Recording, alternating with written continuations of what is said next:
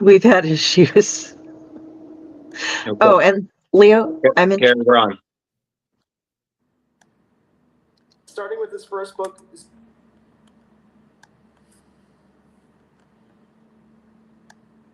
Hi, my name is Vito Delsante. His name is Dean Haspiel. Wait, what just happened? You know what to say. We do this every week. All right, my name is Dean Haspiel, and we're on Splash Flash pages. I thought we were doing it separately. It's together? Yeah, why not? Okay.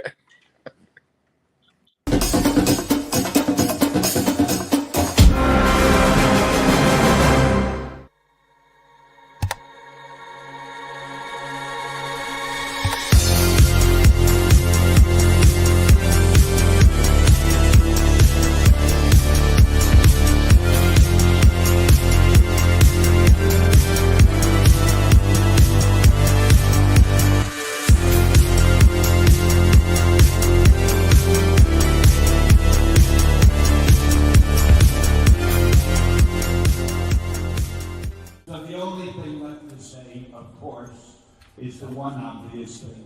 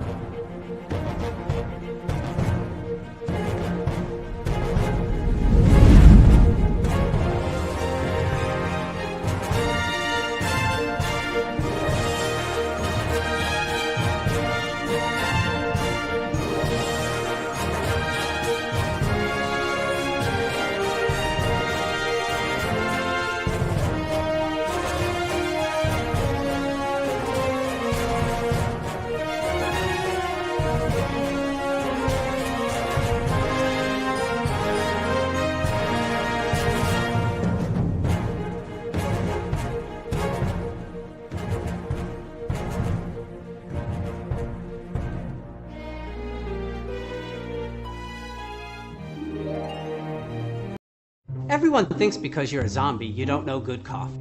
Well, they're wrong. There's only one brew that gets my seal of approval. Deadly Grounds coffee is my guilty pleasure. The aroma is so intoxicating. It brings all of my neighbors out of the woodwork. Deadly Grounds coffee. Coffee to die for and zombie approved. It's good to get a little deadly. Use the front door! Oh, they're so disgusting. Hey, happy Tuesday, everybody. You are watching Splash Pages. My name is Leo. I'm the monkey behind the keyboard here. We have an amazing show scheduled for you as always. And with us, we'll kick it on over to Drew. Hey, everybody. I'm not Carrie, but you knew that. But I'm still glad to be here because it's Tuesday and you have nothing better to do. And we love you for it. Thank you. We have a stupendous guests, plural. But I'm clearly vamping. So I'm going to let Carrie take it away and introduce them. Carrie. Hey, everybody. Welcome to Flash Pages Tuesday night. We have two guests on tonight. You might have noticed them in the introduction. It was kind of cool. So tonight we have on Vito Delsante. He is a comic book writer, letterer, and editor. He wrote his own book, Stray, a superhero story that was super awesome. He's also written some Scooby-Doo, some Batman, some Wolverine, a couple things like that. He's hopped into the new Brooklyn universe, and he is also a man whose mustache needs no introduction. It generally enters the room before he does, although not quite so much tonight. He is an editor-in-chief at Blind Squirrel Comics, and he is currently writing the miniseries God Quest Milestone, and he lives in Pittsburgh, Pennsylvania with his wife, Michelle, and his kids, Sadie and James. Coming up next, we have Mr. Dean Haspiel, a longtime comic book writer. He's worked for Marvel, DC, Dark Horse, IDW, and Archie Comics. He also has won a Ringo Award for his series Red Hook, which is the best webcomic in 2017. He is a playwright. He has written and created characters such as Billy Dogma, the Red Hook, and COVID Cop. He got an Emmy Award for HBO's Bored to Death. And he's done all sorts of shit. And he is also the only person I know who has gone to a yard sale, nostalgically purchased some plates that reminded him of what he's eaten off of when he was a child, and found out that they were actually the plates that he had eaten off of as a child. So, ladies and gentlemen, Vito and Dean. Woo! Ta-da. Hello. Did Holy you know shit. about those plates, or how did you find out about that? Yeah, seriously, what the? That is like the coolest coinkydink ever. What the hell? So, I so I was at stalk a yard. you. I was in. Yeah, Carrie, you set it up. Let's hear it Yeah, let's hear it. Oh, from me? Okay. from Yeah. you. So Tell the I was in story. the Catskills and giant lawn selling all kinds of stuff, and I was looking at these like giant like metal plates that were colored, you know, red, orange, yellow, green, blue, whatever, and they were like, you know, kind of like camping plates in a way. And I'm looking at them with my mom. I'm like, they're 50 cents. I'm like, Mom, these remind me of the plates I used to eat when I was a kid. And she said, those are the plates you ate when you were a kid. I was like, what are you talking about? She's like, yeah, because she had done yard sales herself. So I guess the guy that had bought them from her were now flipping them.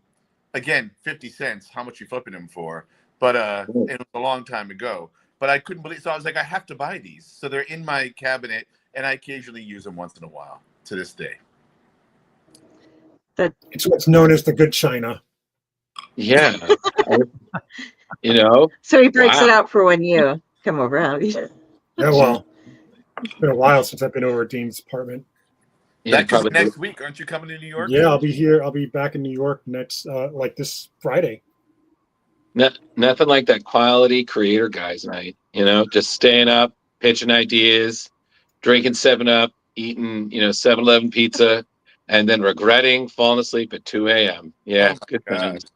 Oh my God. I have a neighbor because I work late at my studio, and sometimes I'll be leaving like at midnight, and I get home and I see a Domino Pizza delivery guy on my stoop delivering some pizza to this new neighbor of mine. I'm like, I want to say to her, you live in New York City. What the hell with the nobody eats Domino Pizza in New York City. But I guess it's because it's midnight. And guess what else? Since the pandemic, there's nothing open after midnight except for a Domino Pizza. Right? You know what? You would be surprised because there are, depending on where you live, there are some places that are up really freaking late because they cater to that insomniac, drunk vampire crowd. You know? Yep. Well, Yeah, I need to know where those places are. Yeah. There's I can't remember what it was, but I used to hit Toad's Place in New Haven, and there was a pizza place like right around the corner from it. So you get out of the club at like about 1 o'clock in the morning and just get yourself a couple slices, and it's New Haven pizza, so you can't go wrong there. I remember when I went to IC3, Independent Comics Creators Comic-Con, whatever it was. I think that was in New Haven, and they kept touting the pizza, and it was pretty good. But you are reminding me, I took for granted as a native New Yorker the fact that I felt like the city was always 24/7, or at least till 4 a.m. You know, Dean, it is so crazy when you leave somewhere and you realize that you have been spoiled beyond relief. Yep. You go and you're like, "Oh, we're closing." I'm like, "But it's 9 o'clock. Wouldn't you I'm be just open?" getting started at 9. You know, Yeah, exactly. And they're like, "Well, this place is open." I was like, "Yeah, but I didn't want them. I wanted you. I chose you. You are letting me down. The customer is always right. Now we have thrown off the balance of the universe. The system is in flux, and I'm still hungry. And you're looking mighty good." Yo, speaking of taking for granted, I remember when I went to visit my mom years ago in Florida when she had moved to Florida, and there was a local comic book shop, and I walk in, and I was wondering, are they going to have any independent titles? Just because I was curious. And they might have had like a Hellboy, which honestly, is that independent anymore? That's about as mainstream and commercial as Spider-Man in some ways, right? Yeah, Dean, when she's made 4, it's officially mainstream. Right? Please. So, and wait, I think there are 4. Yep, that's what I said. But I was looking at the Marvel and DC titles, and I realized, wait a second, they don't have the new Jonah Hex, they don't have the new Moon Knight. What is going on here? And I realized, they were just serving their subscription, the people who subscribe, and they were probably also just putting out the hits, as it were, because they might not be able to sell that Jonah Hex or that Moon Knight. And I realized how spoiled I was at the comic shops I went to that ordered everything. Speaking of, I think that's how me and Vito met, was when Vito was working at Jim Hanley's Universe. Yep. Oh, wow. I've been How there. I did that? That's a great store. It was. It's not Jim Hanley's Universe anymore, but Was that the one that was near the Empire State, right across the street? Yeah, from Empire State, right? Yep. Right across the street. Yep. Yeah, that was a great store. Yep. It was. I remember when I was in Pace, and I was Paul Levitz taught a class, and obviously I'm going to take that class at Pace because everyone's like, oh, that's really cool. I'm like, do you not understand who this is? Like, I'm sitting there and then I'm in the corner where the Uber geeks, we get referred. They're like, these guys know us on a different level. And I'm just like, he was like, yeah, we're just going to go to Jim Hanley's. And I'm like, we're going to the comic book store. This is the best field trip ever. Like, I could pass 7-Eleven and get snacks on the way back to the train. I get the books, the snackies. Like, I was like, yo, awesome. So absolutely, it was great. And then they moved, and still great, but yeah, they moved. Like they reduced. moved a couple of different spots in New York, and then pandemic happened, and rents just went out through the roof. So those guys now have one store on Staten Island, and it's worth the trip to Staten Island to go to because it's probably one of the best stores in the country. And I say that, being partial to them, but right, we did work very hard on that store. So, but Vito, that is also a very bold thing, saying that about Staten Island, because it's Staten Island. So possibly bold. There's only two reasons why I go to Staten Island. One is my cousin, and the other is JHU Comics. You know what? And the fact that you understand and acknowledge that is the way you consolidate your power. I was born on Staten Island. That might not be on my bio, but I was born on Staten Island. I'm very aware of the shortcomings of that borough. But what was cool about meeting... And the Nebraskan is drinking now because I can't do any of these goddamn things. I have corn, not comics. I have a Colin clip. Colin Bunn. Who do you get there? I got Biggie Smalls. Cool. King of Brooklyn. Oh. I got a Batman cup. Wow. So wait, Batman has Bruce Wayne ever drank alcohol? He probably has, right? There's probably an Elseworld where he's an alcoholic. And just in case anyone's wondering, this is the Batman Returns McDonald's cup. So I just want to carbon date myself for you all. Mm. So he was addicted to drugs at one point. Did somebody addict him to drugs, or was he Venom? It was the Venom drug. Some scientists blamed him for killing his daughter or not saving his daughter, and he gave him the drug and said, well, if you had this, you could have saved her. So he started taking that and became addicted, and then there was an issue of him trying to detox himself. It's an incredible storyline from Legends of the Dark Knight in the 90s. That was such a great series. I would have loved to have done a Batman comic with Vito at Legends of the Dark Knight. That was really fun. Leo, it sounds like the real drug was guilt. And if that's true, then my God, Bruce Wayne is an addict. Yep. Okay. And they have spread that addiction. I mean, in Gotham City, guilt is heroin. And he's Jewish then. Mazel tov. Mazel Bruce. But Bruce. Listen. But the thing being is, the Fiddler gets shot off the roof in Gotham. So back to the story. It's the Riddler, not the Fiddler. Oh, right. I'm sorry. Apologies, Carrie. I was going to say. So one of the things that was great about going to Jim Hanley's universe and meeting Vito was not only Vito's enthusiasm for comics, as well, from mainstream to independent, because they had such a great zine section, a great independent section. Yes. But you'd be hanging out with Dan Slott. He'd be telling you the next year's worth of Spider-Man stories or something. Every time. You Paul Levitz, like you mentioned, all these guys would show. I think that was their comic shop. One of the things that I think I'm proudest of is, from my time at Jim Hanley's Universe, was that I bought mini comics from a young girl from San Francisco. Not girl, young lady from San Francisco before she became Rana Telgemeier. Mm-hmm. Wow. She's like New York Times bestseller every single time out now. And I saw her in San Diego 4 years ago. And I was the only person that she allowed to get a picture with her, like, because she's like, no, he gets a pass because he, did all this for me. So, Vito, what I'm hearing is the rule is be nice to everyone because you never know. And that kindness can come back to help you. Well, it made me a lot cooler in front of my daughter, that's for sure. There you go. We're going to do something that we would do on our podcast, the Vito. Okay. So because you just said, like, be nice to everyone, my immediate question is, Vito, did you ever kick anybody out of Jim Hanley's or a comic shop? Or did you ever yell or ban someone or Let's see. Oh, I'm sorry. There was a group of, I want to say, frat boys that came in one night before we closed. Oh, no. Or they were just guys drinking, whatever they were. And one of them just burped out loud. I was like, out now. And they're like, what? And I was like, no. They're like, for burping? I was like, yeah, for burping, get out. So I kicked those guys out. During the Quentin Tarantino, Robert Rodriguez big signing we had for what was the name? Grindhouse.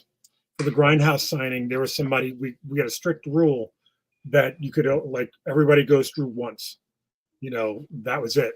And one guy tried to come back in, and I spotted him a million miles away. We got into this loud shouting match, and I just yelled, "Get the F out!"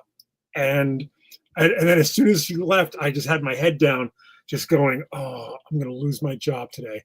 And none other than my buddy Gus's niece, Rosario Dawson, came up to me. She goes, "You okay?" And I was like, "Yeah, I'm all right." I know the family. Oh my God! So yeah, it was amazing. And I did keep my job, by the way. So yeah. And by the way, Vito, what other cartoonists came out of Jim Hanley's universe? I know Evan Dorkin. Jamal Igle. Caleb Monroe worked with us for a little while. He was a writer at Boom Studios. Also, my daughter's godfather. I'm blanking, but Evan and Jamal are probably the biggest ones. Nice. Come out. I have fortunately met both of them, and they are two very chill guys. So yeah, they're great. God, that's so. You want to talk about Staten Island? Talk to Evan. Yeah, no, I've heard. I've heard. You would destroy people. My LCS, the one that's closest to me, I was there on, it was one of my first free comic book days here in town, and everybody brings their kids and their neighbors' kids, and so that they can all get the free comics. And there was this one little shit that was probably about 6 years old, running up and down the aisles of where they have the comics on the walls, just pushing his hand and flipping all of the pages and just destroying 2 shelves worth all the way up and down as high as he could reach. And I was just and nobody was reining this kid in, staff, parents, nobody. And I almost whacked him upside the head, but then, assault. So, right.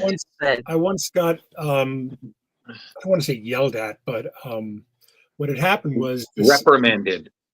For the until you hear what I did, I didn't get reprimanded. You'll see. Okay. So I got taken to task because I was the manager on duty, and some tourist's son, who's about 7 maybe, found the adult section, which was in the back of the store. Right. And, the mother was very upset. And she was yelling at Rachel Freyer, who drew my comic FCHS. She was a fantastic artist, but she was young. She was maybe 18 years old, and she's getting yelled at by this adult. And I stepped in, and I was just that is not, number one, we're not here to watch your kid. Number two, that's explicitly an area that says adult comics right above there. That is your son's fault. He went there intentionally. She goes, "Well, how do you sleep at night?" I go, "Just fine, thanks." and she walked out of the store with the kid. I I don't take that. I don't. No, absolutely. You walk in, you know what you're walking into. See, that's exactly my thing. You know what I mean? Like, and I've been, and you can ask Carrie and Leo. You know, I curse. I have no problem speaking my mind, and if I'm just like, well, fuck a duck, like, what's going on there? You know, and I've been in situations where I've had to be like, okay, we're gonna switch to, we're gonna go on Disney mode.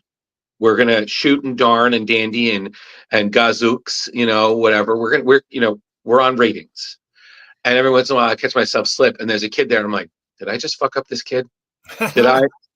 And then the kid I remember I cursed around this child and the kid looked at me and he just flipped me off. And I was like, no, he's good. He's already demented. He's fine. This is a walk in the goddamn Jurassic Park for this kid. He's fine. My mother swears more than Drew does, though. And it's hysterical. She's like 5 foot tall, 70 years old, but she still is like she looks like she's younger than in her 50s compared to a lot of people that I've seen her in their 50s that look like they're in their 90s, you know. And Thanks. She's just like, I wasn't saying, you know what I mean, though. You have like the young 70 and then you have the really old, you know, like this person is 35. God, but they go through like a crawl just through a pit of heroin. But so mom just swears all the time, especially when we're driving in. And my neighborhood is full of these little kids and stuff. And this one little shit was bike riding, and she backs out and she like stops and she's like, you know, telling him to move on. And he rides his bike up right in front of her SUV and just like sits there and stares at her. And she just flips him off, and he just like an adult has never done that to him before. And he was so stunned. He like kind of moved his bike and got out of the way, but she's just like, my nephew's always like, no, we don't flip off. We say, no, stop that. And mom, and like, so when mom's with my nephew, she's like, no. When my mom's with me, she's flipping off 8-year-olds. So. Love it. Well, yeah, because probably when we enter our I don't give a fuck stage of our life. You know? Yes. Oh yeah. Absolutely. I no, it's okay, Carrie. The kid probably went back and said, Wolverine's mom flipped me off. You know? Listen, and I say this with all due respect, because whenever Carrie tells me stories about her mother, I was like, yep, the same fear of God I have for my own mother. I was like, you know, I could talk a big game in front of my mom. Like, yes, ma'am. Mm-hmm. Yep, absolutely. Yep, 100%. No, Will. Yep, sit down, shut up. Mm-hmm. So Carrie's mom is just like that. I was like, Thumbelina's mom, dangerous. Yep, terrifying. But Carrie, and I swear to God, if you tell her I said any of this, I will deny. So, Carrie, when you invited me and Vito on to this show, you were very generous in saying how, and you said it, and you've actually, I think, wrote about like how you like, I guess, our candor or the way we talk. Like, what do you feel we bring to the table? Because me and Vito are just doing this grassroots type thing. You know, we're not even thinking about it. But or go ahead. You're gonna say something? No, Carrie. I 100% want to just piggyback off of what you're going to say. So I was just raising the conch. Speak next. Okay, it's kind of what got me onto the Dorkening Network and Splash Pages to begin with. You guys have a camaraderie that is so fun, and you have all this inside stuff, but you kind of explain it. And so this sounds so weird. I feel like I'm quoting Luna Lovegood, but it's like having friends or sitting around with a group of people at a bar and just chilling, hearing great stories, you know, and being able to just kick back and watch these people that, you know, you look up to, and you feel like there's a connection being made, even though you guys are talking to each other. You get all this fun stuff going on. And I learn a lot watching you, as well as just like, yeah, this is so nice and chill. And so it was like, get these guys on. We can talk about whatever, man. You know, like, definitely want to cover your stuff before we get out. But I wanted to have you on together because you bounce off of each other so well. It's just fun. Mm-hmm. Well, I really appreciate that. And I think you're right in that we start off thinking we're going to talk about comics, and then sometimes it just veers. And I think that's where we really are talking, but we always somehow land on comics anyway. Yeah. You know? Yeah.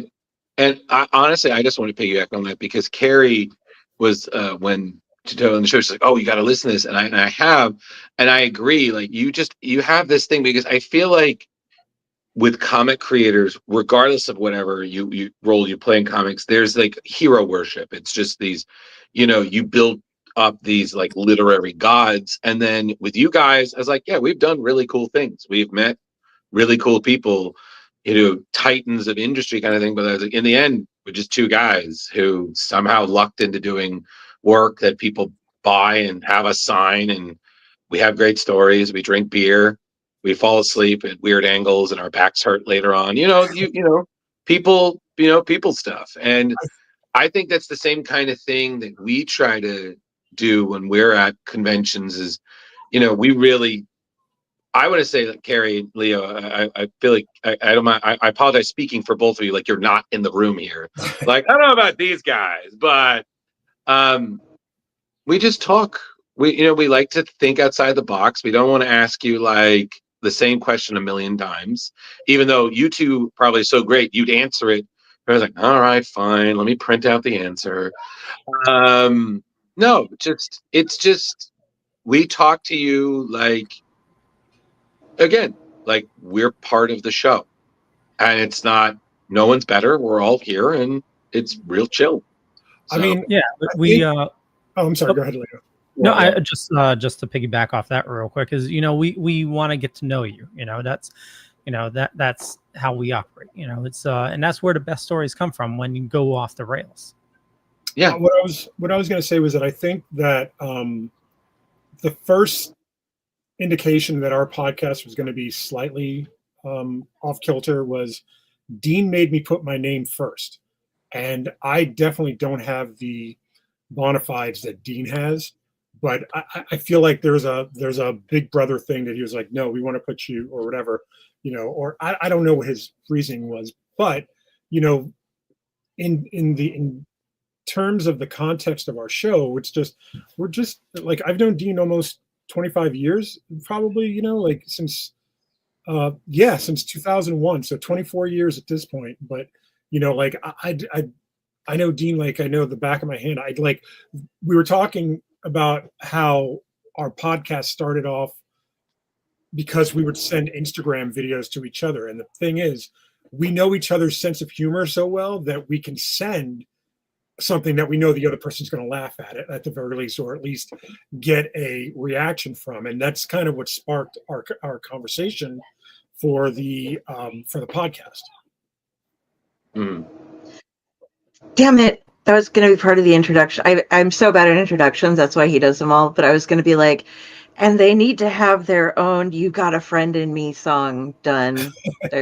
Whatever his name is that did that. I told you in advance, Carrie. You had time. I know, and I wrote it all down, but I have like 3 paragraphs, and then I was like, oh no, they're here. I should actually consolidate. And just so if you noticed me rambling a little bit, I was like, I had this great introduction, but it was so goddamn long, the show would have been over before we did. Jar Jar wants to know if you're excited for the new Superman movie. I mean, aren't we all? Come on. Hell yeah! Dean. There's always somebody who's gonna, rain on that parade, and I was like, well, clearly you're not a Gene Kelly fan. Well, because not a whatever fan, but like I ignore that. I don't care. First of all, I don't care what anybody else thinks. I just care. In terms of like what my interests are in movies and stuff, like we can talk about, we can debate it, if you want. But I'm not gonna. It's not my job to like convince you of my feelings. You know what I'm saying? Right. Like, so. But I mean, I don't have a dog. I've never had a dog. I have cats, but I'm an animal person. And crypto alone, still steals the movie from me. Like I was crying when he's whistling and little man comes running by and he starts messing with him and he realized, oh my God, this dog has a personality too, And we haven't even seen the movie dog yet. In the studio though. Oh, what was that, Vito? What? I said we had a dog in the studio at one point. Oh, that's right. Was that Kirby? Yeah. Oh, Kirby. Oh God, he named it Kirby. Yeah, that was my dog. That's amazing. Yep. But anyway, of course, no, I'm looking forward to it because also I feel like in terms of my work, anybody who reads my stories and sees my art, I feel like I'm kind of James Gunn adjacent a little bit with my work, based on what he's produced in terms of Guardians of the Galaxy and Suicide Squad and Peacemaker. I don't do as many fart jokes maybe as he does, and trust me, that's one of my favorite jokes is a fart joke, okay? But I don't think I've ever really done one. Maybe I have. Actually, Vito, didn't we do a one-page comic that was a poop joke? What was it? It was for Garbage Pail Kids. Oh, right. And we didn't draw him like a Garbage Pail Kid, which was a no-no. We found out later. But it's basically, what was the name of the character? And Asphalt Walt. Asphalt Walt. So he's this big, made of asphalt, kind of like the Thing, right? Yeah. But he's crying pebbles, and he's trying to dislodge a poop because of this horrific meal he's just had, and it was a one-pager. So I guess I have technically pulled the James Gunn with Vito. Here's a little behind the scenes behind that. I was trying to pitch another Garbage Pail Kid story for their Valentine's Day issue, and it was about a little young girl named Lucy Bowles. You can figure it out. Stupid. He's so stupid. If you were coming to Terrificon, I would have ordered a fucking poop knife for you off of Amazon because that is the weirdest thing. Okay, so okay, this is a thing. Okay, you know Reddit, right? Okay, you know Reddit though, right? I know of it. I never looked at it, but sure, yeah. Okay, it's huge. Everything's on Reddit. So there was a Ask Anything, or it was Ask Reddit. What is something that happened in your family that you thought was completely normal until you found out it wasn't? And apparently this one family had a really fucked up diet, and they had hanging on a thing by the door to the bathroom, a knife. And they would, after they went to the bathroom, they had to make so that it would flush. I thought you meant like to help come out the butt. No, to get it to go down the toilet, they had what they call, and then they clean it off and hang it up. So people would be like, "Hey, can you give me the poop knife?" And they were over at a friend's house, and they were like, "I'm going to need the poop knife." And the friend was like, "What?" And so it went totally, it got like thousands and thousands and thousands of upvotes. And then like a week later on Amazon, people are selling, like somebody just immediately grabbed some random knife, relabeled it, and they were selling poop knives. And so that's horrific. But you know what? My time is coming. Okay. I can't. Dean, I'm sorry. Carrie, what the mother-leving F? Like, hey Drew. Carrie, get out. Carrie, seriously, time out. Like, Dean, please talk. Redeem this. What do you got? Go. Well, I was going to say for that science issue, me and my buddy, our former studio mate Jonathan Lang, aka Swifty Lang, we did create a character called French Kiss Trish, who had this big old tongue that was gross. But I'm actually trying to find the comic here we go. So when you were talking about the knife for that poop, so I believe, and I'll send it to you, yes, there is a brick falling into the toilet from Asphalt Walt. And I'm going to send to you right now, Carrie. Maybe you can pop it up. Sure, I can do that. Hold on a second. Let me see if I can copy and send to you right now. For the folks at home that are trying to eat meals right now. Hold on. Let me do this.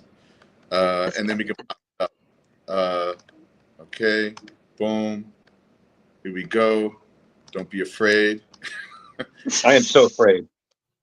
So I do in the Facebook. Thing. Give me half a second. And again, here. this was. Oh wait, you know what? Don't use this one. Sorry, don't do what I just said. Oh my God, Dean. Hold on. God damn it, Dean. When Dean and I shared a studio, there were two topics that we were always arguing about. Oh, this is the editor's one. Never come up on our show yet, but it was the idea of the Irish goodbye and the idea of a courtesy flush. Wow. Good Lord, get out of here. Do you use poopery? Have you ever? Is that been a thing for you? I love poopery. It's not because called that. What are you talking about? It's like they're pre-tube spray. Yes, you spray. It's an oil that lays on the top of the water, and then when you poop or do anything, actually, depending on it goes underneath and it covers up the scent. Then you flush, and it's great. Carrie, how much have you My had dad- to drink so far? Seriously. No, like my dad got it for everybody as a joke gift, and it was Okay, like, no, this is great. Carrie, one glass. I'm sorry. I haven't even finished my first, and that's all I even have.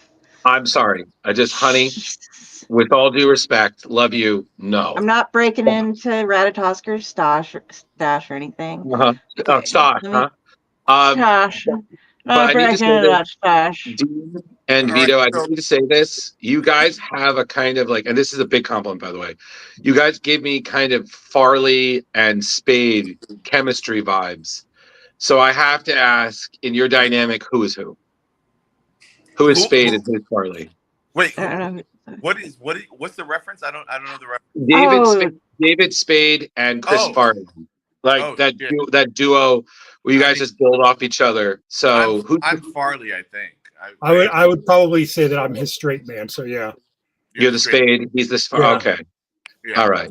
Okay. Just or Abbott Costello. I'm Costello, right? Yeah. That's a better. Yeah, I mean, that's better. Abbott Costello. I would say if we were the Marx Brothers, I would be Groucho, but Dean would be all the other ones. All three. Yeah. Right. Everyone combined. Harpo, and Chico. Yeah. Okay, you ready? There it is. Wow. All right. So that was basically should have been rejected because it looked nothing like a Garbage Pail Kid.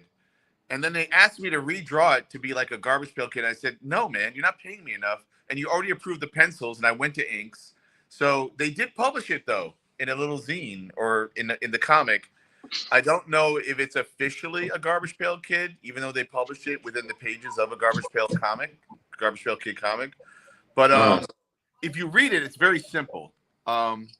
He's crying after the word plop. When you see the brick, he's sobbing, and he goes, I should have opted for the kale salad with shaved fennel and sun-dried tomatoes. And then you hear another plop, and you see all the tears, the pebbles of tears. And he goes, instead of the vinegar-soaked haggis and gefilte fish burrito with ghost pepper chutney surprise. And that's why he's in the bathroom right now. We're in our studio and just throwing out just nonsense words at each other, and that's how that story was written. And the title of the story is More Roughage, Less Suffrage. Oh my God! Yes. Okay. Well, while we're on the topic of Carrie, what, Dean, I have one for you. Yes. What the fuck does it mean? Thank you. His lies? I would really like to know. His lies were the same color as her underwear. I will say this. I wrote that down probably after a drink or two or 9. And I have no idea, but I remember thinking, what a weird, compelling thought, and so I honestly don't know the answer to it because I don't know the answer. It's a weird. It's not a proverb. I don't even know what it is. I think it's a provocative sentence. I think the thing that you have to, and I've said this to Dean and about Dean, I think the way to approach Dean's work is to think that you're reading like a beat poet from Brooklyn, Charles Bukowski by way of Robert De Niro kind of thing, like some kind of quintessential New York, but this kind of, like traveling, poet, like a troubadour kind of thing. I think that's the essence of Dean's work, and I stand by that. And I take that as a compliment. I think that's cool. I remember the 4 plays that I've written that have been produced, and I've written some more that I'd like to, produce. But the producers and the directors and the actors, when sometimes they were trying to figure out what I had written and sometimes apply logic to what I had written, they were like, no, don't even do that. Like, what's the point? Like, it's Dean World. Just dive in and you'll be in Dean World. But I also take a good note. Like, if something is not working, I mean, honestly, if you want to get into nuts and bolts about comics, for me, as compelling as comics can be, and native and naive as comics can be, meaning it just takes a piece of paper and a pencil to make one. You can have fun with the form too, but at the end of the day, what I'm striving for is clarity. Like, I think I've shown my layouts before, but I'll write a script like a traditional script where it's page 1, panel 1, description of the panel, what's going on, dialogue, so on and so forth. But then, I don't know if I can show this like this, if it's even showing up. Yep. But it's like, these are thumbnail sketches of pages, right? So that as long as visually it's making sense, is that being seen? I'm not looking. I assume it is. Yeah. We can see it.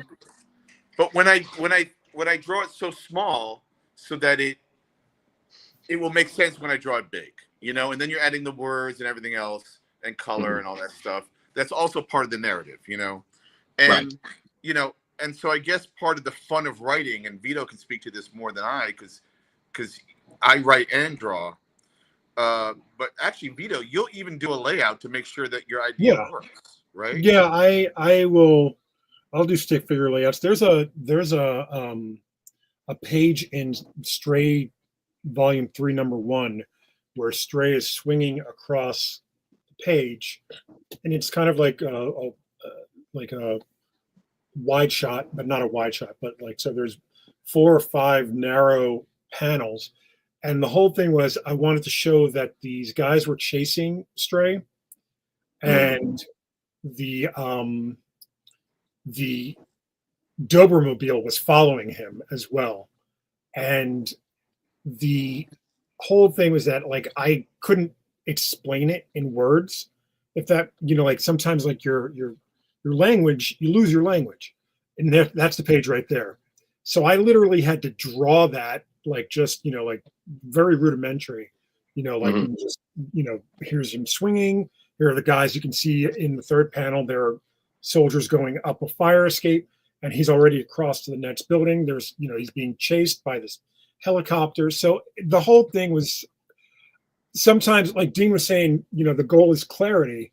And the only thing that I could do, or the only thing I could think of to be clear, was to actually draw it. So that way I could convey what I'm trying to say to the artist.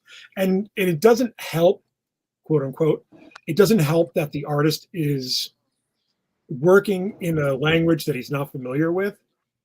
So the artist is from Brazil, so he speaks Portuguese naturally, like natively. He doesn't have a grasp of the English language. And, like, there's a lot of, I don't want to say nuances, but there's a lot of nuances that foreign artists don't get, like movie references, where I had to, like, find the clip on YouTube that I was referring to in the script. So, like, it's like Dean said, getting to the point where you're clear is, optimally what you're trying to do. Right. And also, like, listen, we all want to vogue. We're you get to a point in your skill set where you want to be like a diva. You want to flex, right? And I realized that I was flexing all the time on my pages because I was exploiting the narrative gold of the blank page, right? And, like, trying to figure it out. But sometimes you don't have to do that. Like, some of the best comics, Steve Ditko, Alan Moore, and Dave Gibbons use a 9-panel grid to do Watchmen and Spider-Man, often, or split up that 9-panel grid to create beats, to get a sense of action and or emotion. Or I always felt like one of the things that that you're watching actors do in a movie or on television or in a play is to create the verisimilitude of creating a decision, even though they know what's happening next because there's a script, you know. But you, the audience, have to watch them decide, you know, from a dilemma or what to do next, and then either root for it or say no, don't do that. Kind of like a horror film. You're like, get out of the house, you know, get out of the haunted house. Like, so there's so many things that go into storytelling, and this is kind of the kind of stuff that me and Vito talk about all the time to each other, sometimes on our podcast, you know, and right now, of course. And maybe it's a little inside baseball, and it might be boring for some people, but I'm fascinated by the craft of story making. I'm going to try to book you on another one of my shows that's all about storytelling, by the way. But while you were talking about the panel layout, it kind of segues into something I really wanted to ask you to, which is doing the webtoons and having this constant just down scrolling thing instead of panel by there's no panel by panel, there's no page turn. It's a scroll basically going down. How much different was that? How did you put things? Was it more difficult to do? I'll stop. You guys know what I'm asking. So I didn't No, I bother totally with know it. what you're Dean's got a asking. better. Right. I didn't So I do it like realized that. Dean, early on. Dean did it. I mean, Vito had to write to this, you know, but I realized early on, not only was it a roll of toilet paper that you were using to figure out, but instead of going left to right, then down, you know, left to right, right to left, left to right, usually on a page, you know, going up and down. So it meant instead of the reveals being a page turn to the right, or reveal being a page, you know, in the panels that you might have laid out, ultimately the bottom of a page, or, you know, when you're scrolling up, information's coming from below. Okay, so it meant that I had to abandon inset panels and landscape panels, and I had to go more tall with my panels, which was a little annoying, to be honest. I didn't love that, but that was the format with Webtoon and a lot of scroll comics, right? I still love traditional comics and what a page can do. It's Howard Chaykin and the way he employs inset panel, that literally he can hide a piece of information on a page, even though you're staring at it right before your very eyes. And then when you arrive at it, let's say the inset panel is panel 4, about out of like 8 panels or something, and you don't see it, but it's being hidden by a way it's situated on a panel. Or Mike Mignola, and I think we've talked about this, will have a page where the narrative seems to be simple and 1, 2, 3, 4, 5, and then suddenly there's a panel that's adjacent to all the other panels, and it might just be a skull or a ghost or something ambient. And all he's doing is sprinkling a little bit of perfume, a little bit of visual perfume onto the page, where like, oh, this is omniscient. Like, this panel is affecting all the panels because it's spooky and weird, right? In a horror comic or something. And like, to be able to find those little gems as an artist that's, you know, conveying the story visually is wonderful. Mark Buckingham does a similar thing in his issues of Fables, where he frames the entire 2-page spread with these like side pieces on either side. And like, it's not, I don't think it's a storytelling choice as much as it's an atmospheric choice to give you kind of a way into the story, you know, like it kind of, it's just set dressing. And I think Buckingham does that. Trying to think who else does stuff like that, but like whenever I like, there's like further down this Stray series that I'm doing now, Requiem, there's a part in issue 7 where he has to go through different levels of a building. And the way I wanted to build it was, number one, you see the building on both sides and you can see what floor he's on. So it's like a floor plan, like an elevator thing. But also there's a video game kind of matchup of who he's fighting on this floor. So, you know, we get influenced by so many different things. You know, like we get influenced by TV, by movies, by music.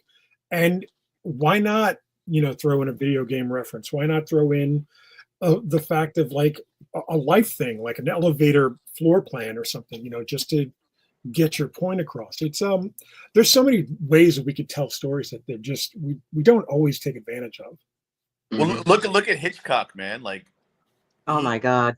Hitchcock's one of the greatest storytellers of all time, And then we have like the Tom Cruise Mission Impossibles with Macquarie, the director. Unbelievable storytelling, like it's trickery. It's they're trying to hide things, and yet you see everything. You understand everything. I've never been confused by Mission Impossible. As much as they were trying to confuse you or trick you, you still it's just unbelievable storytelling. So you reduce that down, and we've said, Vito, I'm sure you guys have probably discussed this. Like, a lot of storytelling is in the gutters. Yeah, it's the pacing of those panels that we employ, and every panel has to mean something, and it has to basically engage or set off the next panel. Where I've always said you have to earn a pause. When you have a pause in a story, you have to earn that, because what it is, it's resetting for a second. It's giving you that 4-second kind of like, okay, I'm going to slow down my heart for a second, and then we get back into it, kind of thing. But, I think after a while, it's not like I think of that kind of way of storytelling, like, strategically. I think it just becomes inherent after a while. Yeah. And the same thing for the reader. Yeah. No, totally. Hitchcock, I think, would have made a hell of a comic book writer, honestly, because, I mean, when he had his actresses, he was just like, I don't need anybody who can act. He storyboarded so detailed. You know this, obviously, but if you guys don't, the directions were things like, okay, you walk here, you stand on this tape, you tilt your head to this direction 45 degrees, and you do this, and this is how you deliver your line, and then this happens, and this happens, and this happens. I can teach them how to make the movie. I don't need them to act. I need them to look, And well, I mean, we won't go into like what a horror show he was behind everything else, but well, it wasn't fun to be an actor, I don't think, in an Alfred Hitchcock film, because you want to bring what you want to bring to the table, and he's probably like, "But I already laid it out. I already laid the meal out. You sit and eat." Right. Yeah. No side dishes at Hitchcock table. He's like, no, I already made all the food. Why would you bring something? Why would you insult me with this? But he did understand a scene, like famously. I mean, you probably have heard this, but maybe your viewers haven't heard this. But he once talked about how to direct a scene. He's like, you have two guys sitting in a diner talking about baseball for 5 minutes, and suddenly the diner blows up at their table and everyone dies, right? He says the way he would direct that scene is you have two guys talking about baseball at a table in a diner, but then you lower the camera underneath the table and you see a bomb with dynamite and a clock, and it says it's ticking and it looks like it's going to be 5 minutes before it goes off. Then the camera pulls back up to the guys talking about baseball, and he said everyone be screaming, "Don't talk about baseball. There's a bomb under the table." It's funny. I was watching. I'm not a huge fan of Taxi Driver. I know a lot of people are, and a lot of people think it's Scorsese's best work. I don't agree with that. It's the Sistine Chapel cinema. Yeah, you say. See, we finally found something we disagree on, Dean. But there's a scene where De Niro, Travis is on the phone with Sybil Shepherd, and he's trying to, I guess, apologize for his behavior. Taking. Oh yeah, the thing is, Scorsese was talking about. He takes the camera and he moves the camera to look down this hallway, and there's a door that's open, like it's like a lobby, like a apartment building lobby, and people are walking by. And the thing is, the anticipation is somebody's going to walk in through that door and possibly set off another set of actions that will affect Travis Bickle. But what he said was, I want you to think that, but the thing is, I feel like you're just so uncomfortable watching Travis trying to talk to this woman, on the phone and apologize, that you don't want to watch him. You want to watch what's down that, down that hallway. You're hoping somebody will come in to interrupt this, and to stop this embarrassment of what's happening with him. And also, there's another great scene where he's watching a soap opera between two young lovers on a TV set, and he's sitting, and the TV, the black and white TV, is on a milk crate or something, and he's got his foot on it, and he's kind of tipping it back and forth as the drama unfolds on the soap opera. And then it falls over, crashes, and like blits out. And you see him pull inside himself. And he starts going, damn, like really soft to himself. He's saying, damn. And you're like, oh, wait a second. This guy's going to blow up someday. He's holding in a lot of anger. What is going on here? Full of cinema. Wow. You'll come around, man. And the fact that you're already referencing it means that it means something to you. Right. It's a pretty amazing movie. I'm feeling horrible because that's one that's still on my list that I've never gotten around to watching. But I don't know. I'm a big fan of, and he's newer, obviously, but Vincent Gallo, who is the king of, I'm going to make you so fucking uncomfortable watching this that like that's just his specialty. Right. And what was the movie he did with Christina Ricci? I loved that movie. Buffalo 66. Oh my God. And then there was Brown Bunny with Chloe Sevigny. I never saw that.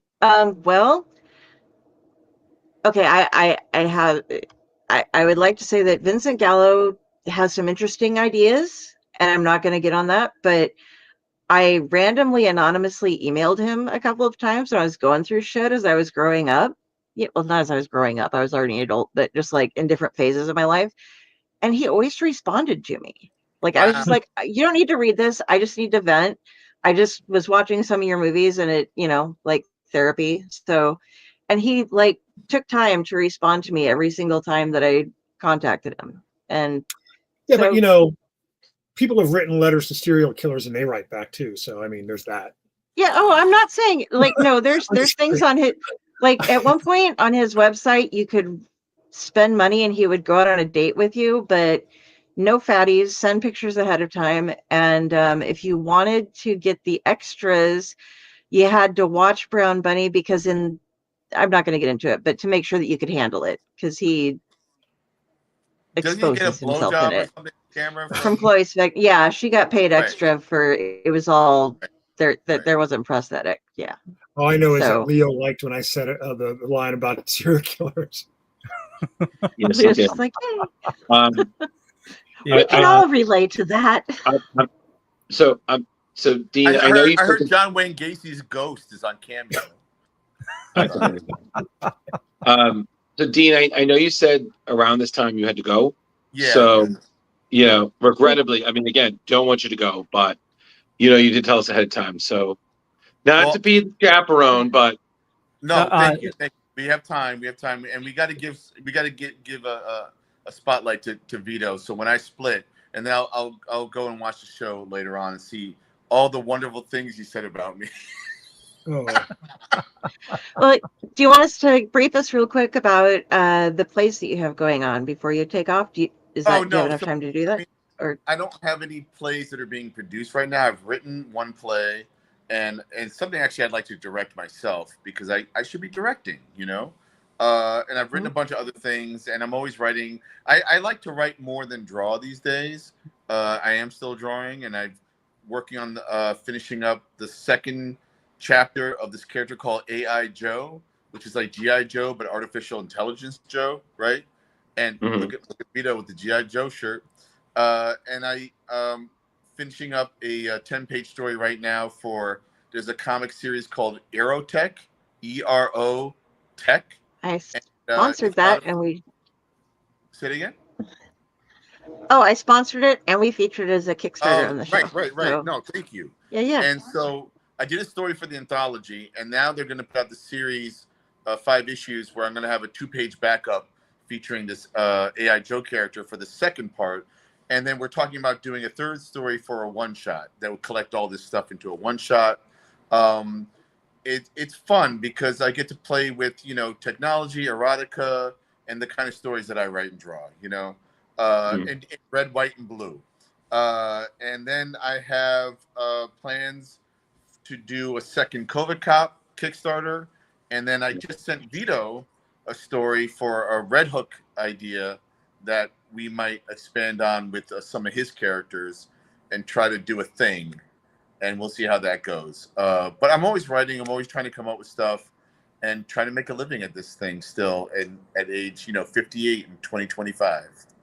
So there you go. Oh, you're not 58.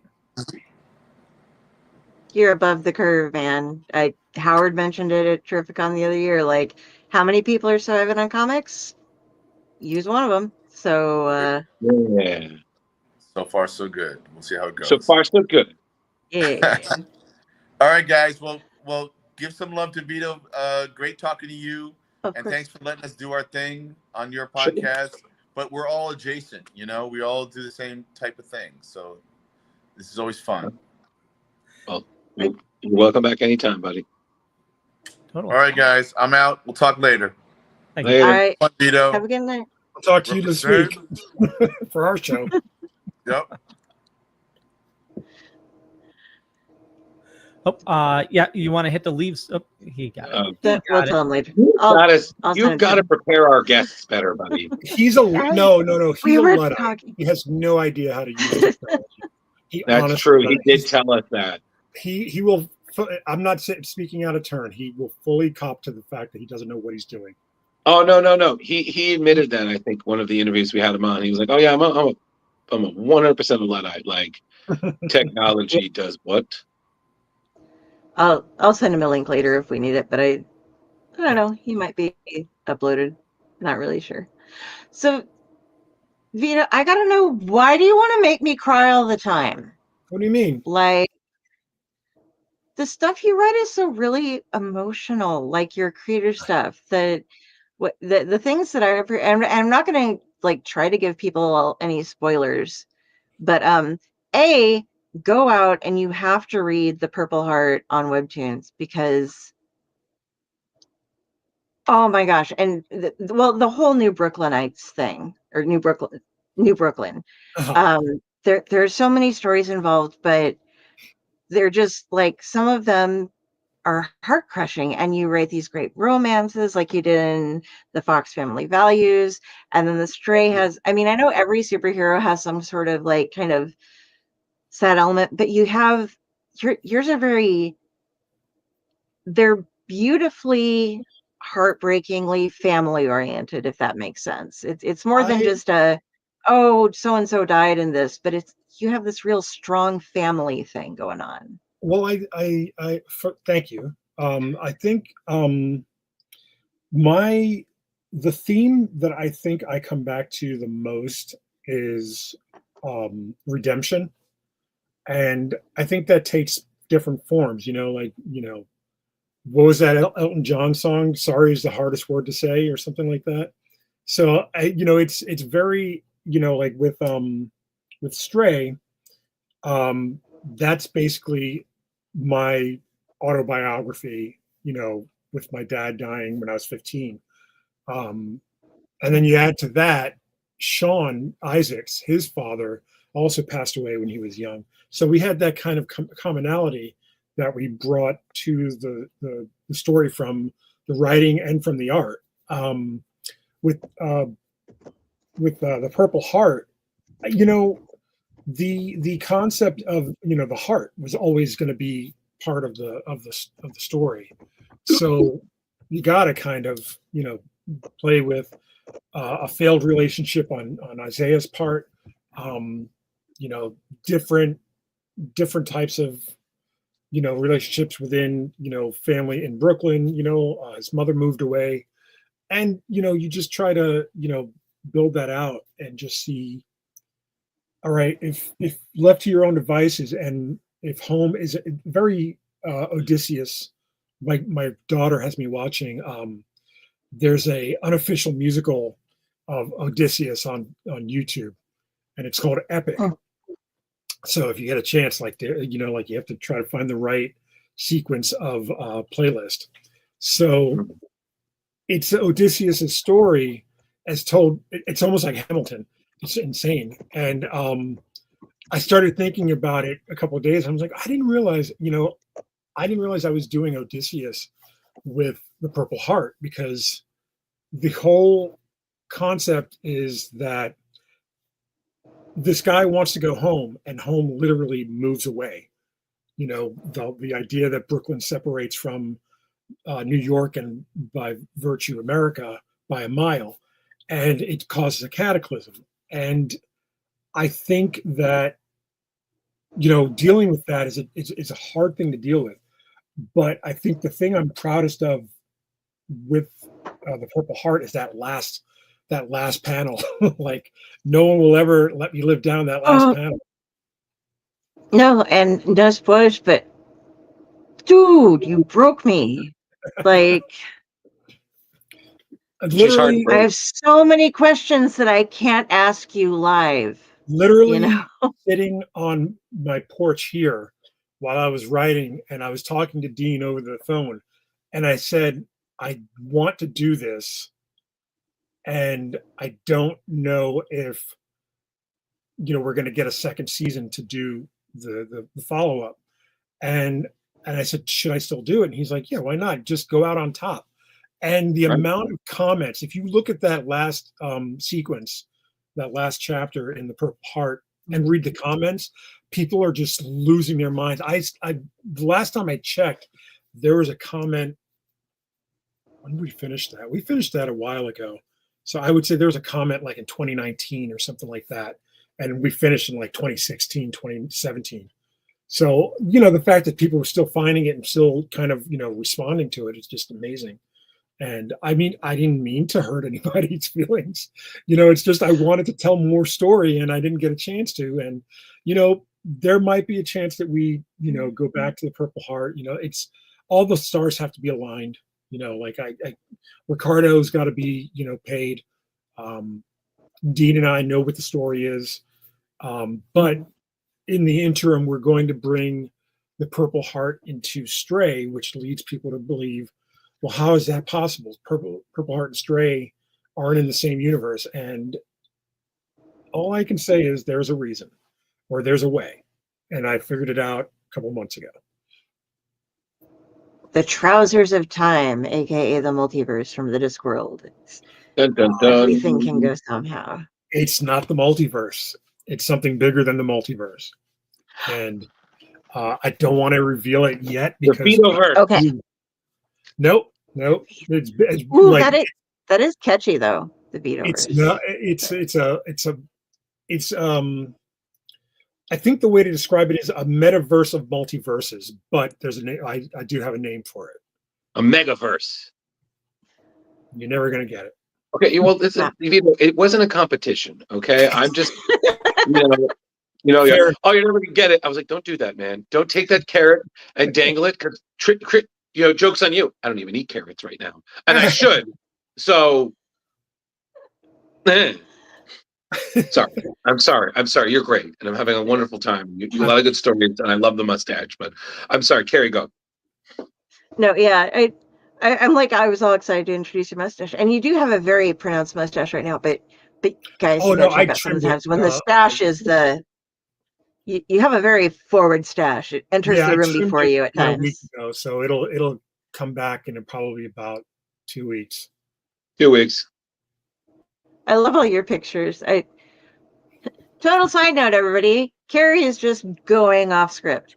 I grab some of the pictures sometimes for people, and I'm like trying to find the best pictures and stuff. And I was just like, and I'm sorry because I've seen you, so I grabbed that picture of you being like, and most people would be like, no, like you take a serious picture of me dressed up in a suit, and I'm like, no, he's like, I was gonna get the pictures of you peeking through a curtain and just have you like be peeking out of Dean or something, but that seemed kind of weird.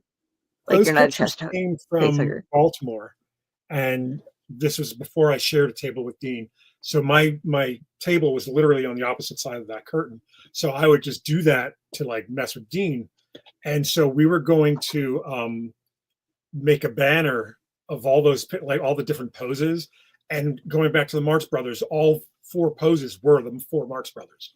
So like there's like a zany one, there's a like a Groucho, you know, kind of like that. So I was going to Photoshop, but I'm not good at Photoshop, so It's okay. Between why the Leo two of does us, our we can do it stuff. for you. Okay. Yeah. Let me know what you want. We Alrighty. got you covered between the two of us. I'll be like, But I just did that. I had something and it was gone. Yes. Well, so Could what I you- was going to say is, you know, Leo. we talked a lot about, you know, you talked a lot about your podcast, but for those that don't know, do you care to give a, you know, elevator pitch of what your podcast is with you and Dean, and you know, where people can find it? Yeah, our podcast is called Vito X Dino. I mentioned at the top it was very odd that Dean put my name first. I actually think we were like I proposed 2 different titles. One was Vino, Vino, because it would just be both of our names kind of portmanteaued. And then I wanted to call the podcast Happy Idiots, which is a TV on the radio song that I'm very fond of. And Dean's like, I'm not calling myself an idiot. So like, all right. But Vito X, you know, it's basically like it's comics adjacent. We're both creators. We talk about comics. We don't review them. We don't talk to we talk to creators, but you know, at the same time, we don't like. In a way, it's so funny. We talked to Bob Fingerman, and we didn't really stress comics while we were talking about it. We were just talking about movies, like just obscure movies. And I think, you know, that just goes because Bob, Dean, and I have known each other for years, that we don't have to talk about comics to have an entertaining conversation. But you know, then we talked to Sean Isaacs, Ray Anthony Height, Marty Keene, a bunch of different folks, Russ Kasmerizik. We're talking to Dan Goldman pretty soon, you know, another friend of ours that, you know, we kind of came up with. We're just, you know, trying to spread the wealth, you know, in terms of like getting comic creators on there, but also we talked to Jonathan Ames, who never does any kind of interview, you know, like much less podcasts. So major writer, you know, did our show. So we talked to Owen Klein, who is a filmmaker, but he also dabbles in comics. So, you know, we're just trying to find the people that we like talking to and like, you know, really kind of push that forward. I want to talk to Becky Cloonan at some point because, you know, like I miss her dearly. And, you know, I love her work, you know, like she's fun. She's funny. She's a great person to talk to. Absolutely. That's awesome. Yeah, you guys just build that's the elevator pitch. I mean, it's just, let's just talk, you know, whether it be about comics or, you know, around comics. Absolutely. I think I can see kind of, and this is my just throwing it out there. I don't know you two that well, and but I've watched it. But you feel like you do, don't you? Yes, I do. Actually, you get that connection, like I said, going on. I'm like, I'm hanging out with my friends, even though they can't talk back to me. But there's like, as you're the bon vivant. You're. I was just reading your little subtitle, but you're the one who keeps things organized. Mostly, Dean has his questions that he goes through and has ready and breaks down and does stuff, but you're kind of the one that brings it back on track more often than not. I don't know. Not all the time, but I was going to say, I don't know how start. It jumps back and forth, but I think I don't know. I can see why he would have put you for. I think of it because like it's. I don't know if he would have felt the same way when he was proposing it, but it's a little slight less stress on him to have to be the one pushing everything to be the second. Yeah, if that sounds strange. I don't know. Like, again, I don't know how organized I am because I like coming in cold. Like I like coming in and just going, we're going to talk about, you know, like I don't want to, you know, even bring up a topic. It like this past week, the show that went up on Monday, that'll be up on Spotify this weekend. The Jimmy Palmiotti, Blue Falcon, and Dynamite, the thing that was just announced last week, came up, and I went off because I'm like, I've pitched that story so many times, and it had nothing to do with Jimmy. It just has to do with like the nature of comics and the nature of the comic industry. And like, I didn't plan on going on my diatribe like I did, but in a sense, it's like we want to be, we want to feel free to do something like that. Like we don't often name names, although like we're not afraid to. We don't often take people down directly, or talk trash or anything like that. But this was an occasion where it's just like, what, I got to get this off my chest. And again, Dean comes in with like one or two topics. I'll come in with something I want to talk about, but I rather just be as loose as a goose as possible, because I think whenever you are and whenever you kind of play in an improvisational field like this is, even though we don't think of it as improv, it is. We're making up conversations on the spot. But I want to feel like it's a real conversation. Like one of the compliments we get a lot is, I put you on while I'm working, and it feels like my friends are in the other room talking. And I think that's a huge compliment. It doesn't feel like they're watching or listening to a podcast about comics as much as they are a podcast about two friends being friendly. Mm-hmm. Yeah, that's what I love, because you guys have known each other for so long, and there's all the inside jokes that, and it's fun because some of them we get let in on, so it's like, oh, I'm pretty sure I learned that dishes story from one of your podcasts. Yeah. One of the early ones. Yeah. Dean thinks you're stalking, but I know you heard it on our show. So. Yeah, I say that all the time, but I'm just joking. Like, we had, oh, okay. I'm sorry. I just caught up on Yellow Jackets, like all 3 seasons. So I have this misty state of mind going where it's like, no, I'm totally not stalking like Christina Ricci's character. So I'm like, no, but yeah. But so Vito, we're coming up on our time, but I just want to say, one, thank you for staying longer than Dean. So clearly you're our secret fish. But thank you so much. I mean, your work is absolutely fantastic. You and Dean are fantastic collaborators. And whether it's Farley and Spade, whether it's Abbott and Costello, whether it's Marx Brother and the other Marx Brothers, like you guys are stellar, doing great stuff. I think we're Tango and Cash more than there. Anything. You go. Whatever works, man. Like two. I wouldn't say alpha males. I don't believe in that. But I think we're too like bombastic. He's definitely the Stallone, even though I have the name, the Italian name. But he's definitely the Stallone, and I'm definitely the Kurt Russell. Listen, if you guys are crazy over the top like that, then you're Wahlberg and Ferrell from the other guys. So that works too. But just I want to say thank you. This has just been absolutely fantastic, and just keep up the good work, man. So I just wanted to say that. Can I ask what? I have one last. I don't know if it's a question or just a straight up compliment that I fucking loved. Okay. But in Purple Heart, the fact that when you're having the gang war, or clan war thing going on, and you have for the Hasidic population the clay golem. Oh my fucking God. That was amazing. Like, I don't know how many people, I'm a huge polytheist and like religious studies person. So, but I know a lot of people don't understand what a golem or like not a D&D golem or not, is. Mm-hmm. Where did you come up with having that? For slight context, there's wars going on between different clans of people in the broken off New Brooklyn. So each kind of neighborhood has their thing, and they have champions.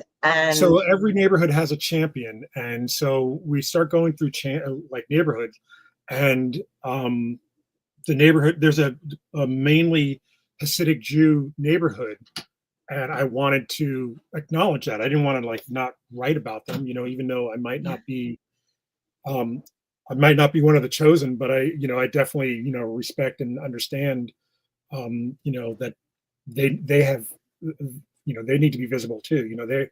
They have agency. They exist. So within that, it's funny because like one of the things about it is within that neighborhood, there's a smaller, Shamram, the Hasidic police, like they have their own police force. So it's like, well, they are, enforcing and, so who would be the champion for that, neighborhood? And you could have we could have done the Shamram, we could have done the police, but I thought that like as we start getting more fantastic with the idea that there are superheroes in Brooklyn and there are, like supervillains and, why wouldn't they? Like, why not take the advantage of, trying to use, something that isn't human to defend you. Right. And the thing is, like the letters on the head, mark one off, like it goes from being alive to dead. So like we just, it just made sense, I lived in Brooklyn and I've been around, Brooklynites, and I wanted to, honor them with that. Nice. It was great. You don't often see traditional golems like represented the way it's the way they were created initially, or historically, whatever you want to say. So I wanted to just say that I loved that, and thank you so much for including that in a comic, because absolutely. Other people Leo, don't you got know. any questions for me? Leo always has good questions. Leo's third question. Well, one thing we like to ask is with your busy schedule, like do you have a chance to read anything recently? Like what are you hitting your LCS? Is there anything? The thing, not as much as I'd like to, not as much as I want to, but I'll show you a couple of things that I've read recently that if you're able to, you should, try to follow and, try to get. This here is The Martin Man by Monty Keene. It's basically a bootleg Wolverine story about Wolverine's brother. So it's funny, but it's also violent. It's very cool. And then by Benjamin Morse, Cobalt Crisis and Countdown to Cobalt Crisis. Nice. These are going to be coming to Kickstarter soon. Ben Morse is a phenomenal artist, and he's got this nice kind of pulp vibe to his story. It's basically about a vampire, but I don't want to give too much away because it came out of We Are Scarlet Twilight was the first miniseries, and now he's doing kind of like a Crisis on Infinite Earths with pulp and early Golden Age characters. Very cool. Nice. You're gonna have to send that to me because I forget very easily, so I can check it out. Yeah. Very nice. Just like Marty, I have to keep an eye on too. We're gonna be grabbing him at some point. I think after August. I think we're waiting until post show. I want to say he was our second guest, and after talking to him, I think we did the next episode we did was entitled "Are We Lazy?" Because between him and Russ Kazmierczak, like those guys are just forces. Yeah, I filmed the panel with it was Chaykin and Keene, and then Dean was sitting behind me, and so Howard just kept being like, Dean, what do you have to say? So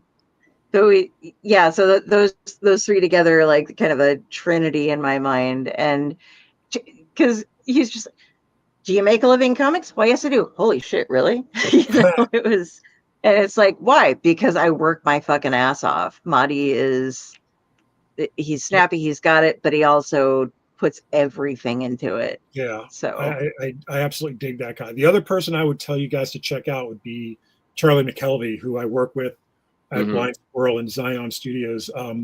Charlie just finished doing a Kickstarter for Team Force 5, which I helped letter and edit and stuff.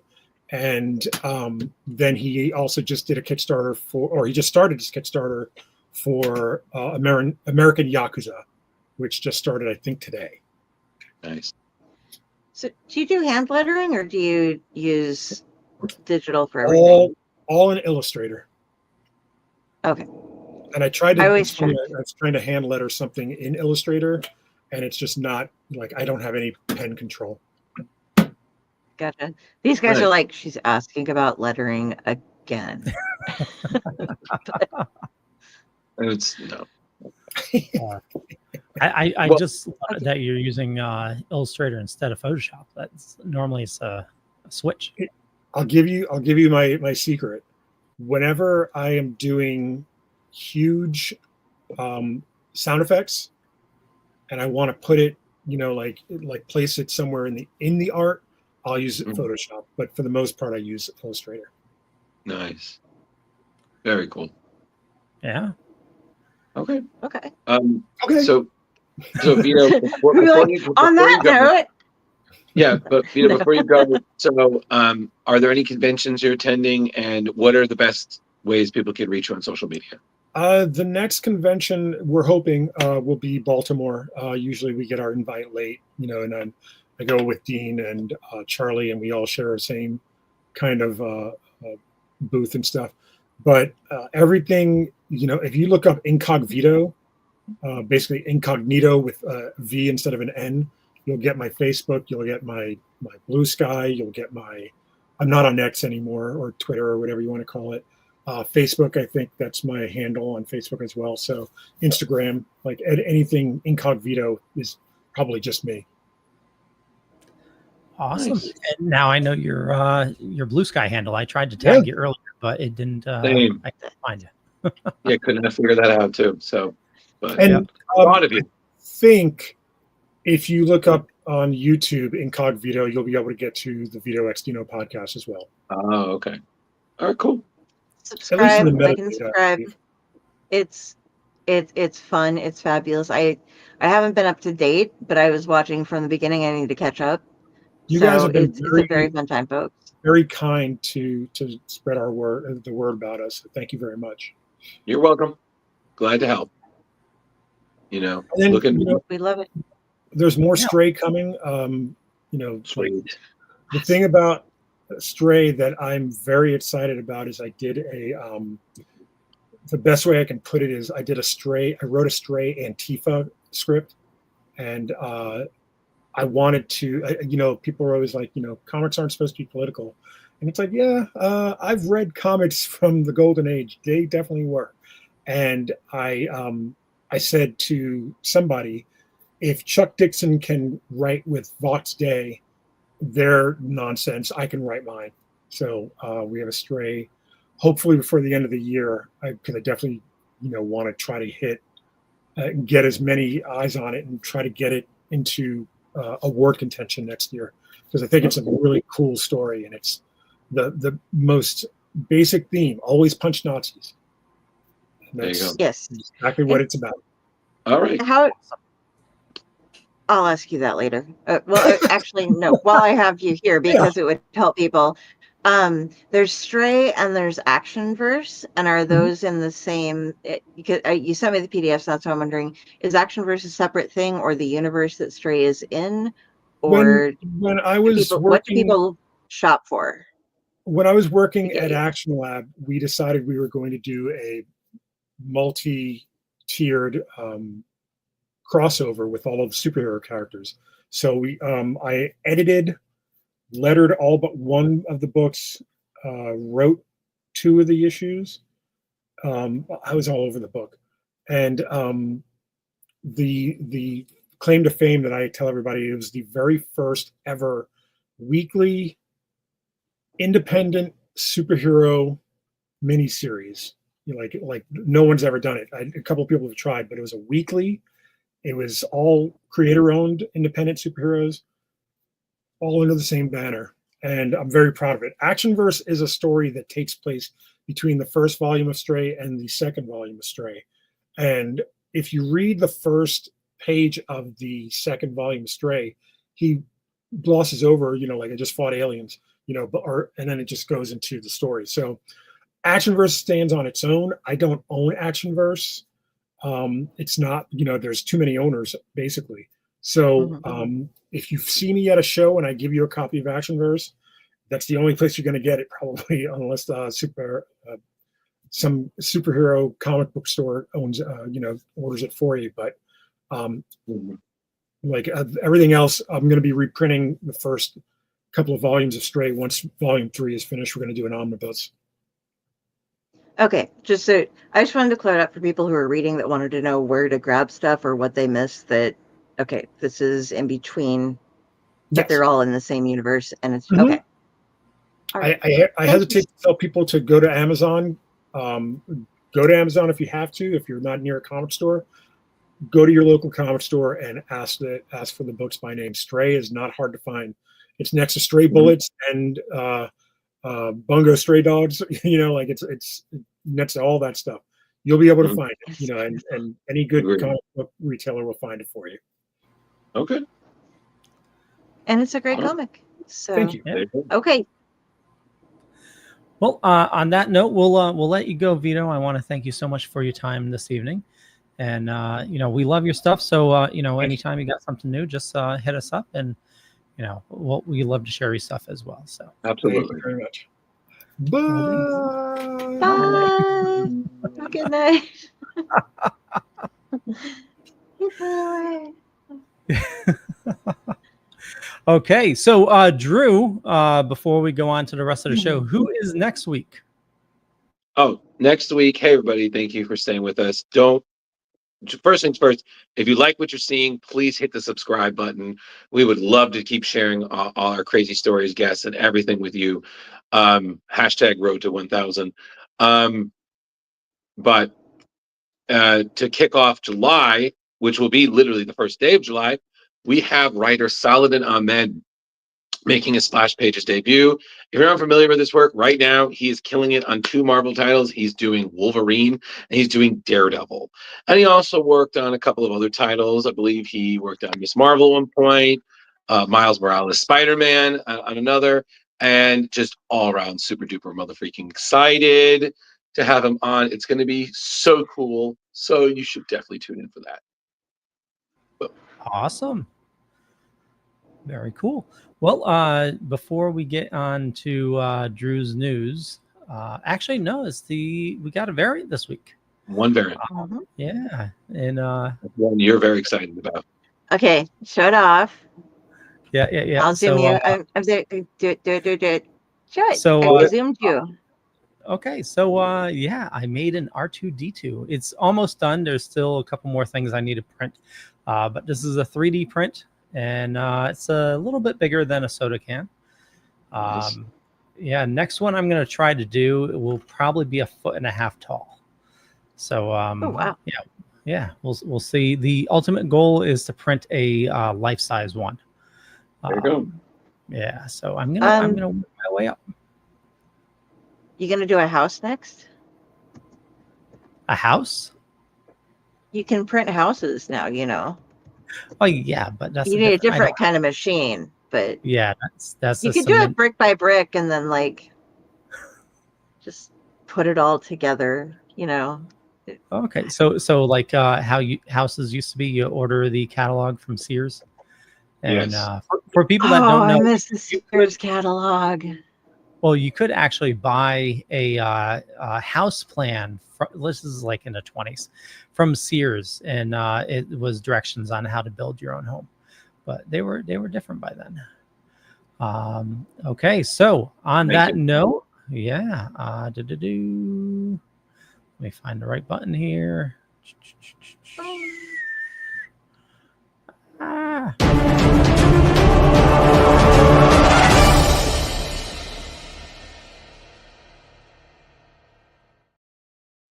Hey, everybody. Thank you for joining us for Variant Watch. So starting it off is with one I know Mr. Pond is very excited about. So we've already seen earlier this year, DC announced that we'll be going back to Batman issue #1 with a new series, following the conclusion of Jeff Loeb and Jim Lee's Hush 2. With that story wrapping up in August, September will be the arrival of Fraction, Jimenez, colorist Tomeo Mori, and letterer Clayton Cowles' Batman issue 1. And so DC has revealed details for the issue's many variant covers and even announced a special blind as a bat blind bag foil variants for the issue. So this is literally a collection of superstar artists, including past Batman artists as well and Fractal collaborators. So the covers are yeah, I had the wrong app. Here we go. So that's the original art. Yep. Then we also have Mark Silvestri and Arif Prianto. That's Frank Whiteley. That's Gabriel Delgado. That one's one of my favorites. Look at that. That is gorgeous. Yeah. You have Julian Totino Tedesco, also great. The iconic Andy Kubert. That's a 1 in 25 incentive. You also have David Aja. That's a 1 in 50 incentive. This one is DC Showcase wraparound variant cover by Stanley Art Germ Lau. I mean, good God, look at that. Wow. That's $24.99, everybody. Yeah. So, and just to let you guys know that Jim Lee and J. Scott Campbell said they will also be providing open order variants. We didn't have that information right now, but that will be available with a foil logo cover and a blank sketch cover.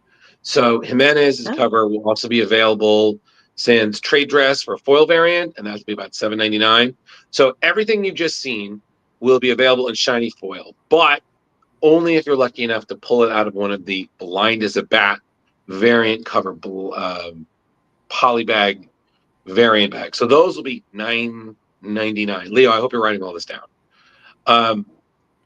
Wait, there's going to be a poly bag, $9.99. Oh, okay. Yeah, blind as a bat. Yeah, it's a lucky dip. Yeah. And is it just one issue that comes in that bag, or is it multiple? It's one issue, Leo. One issue. Mm-hmm. And Leo, if that's not enough, is your friend.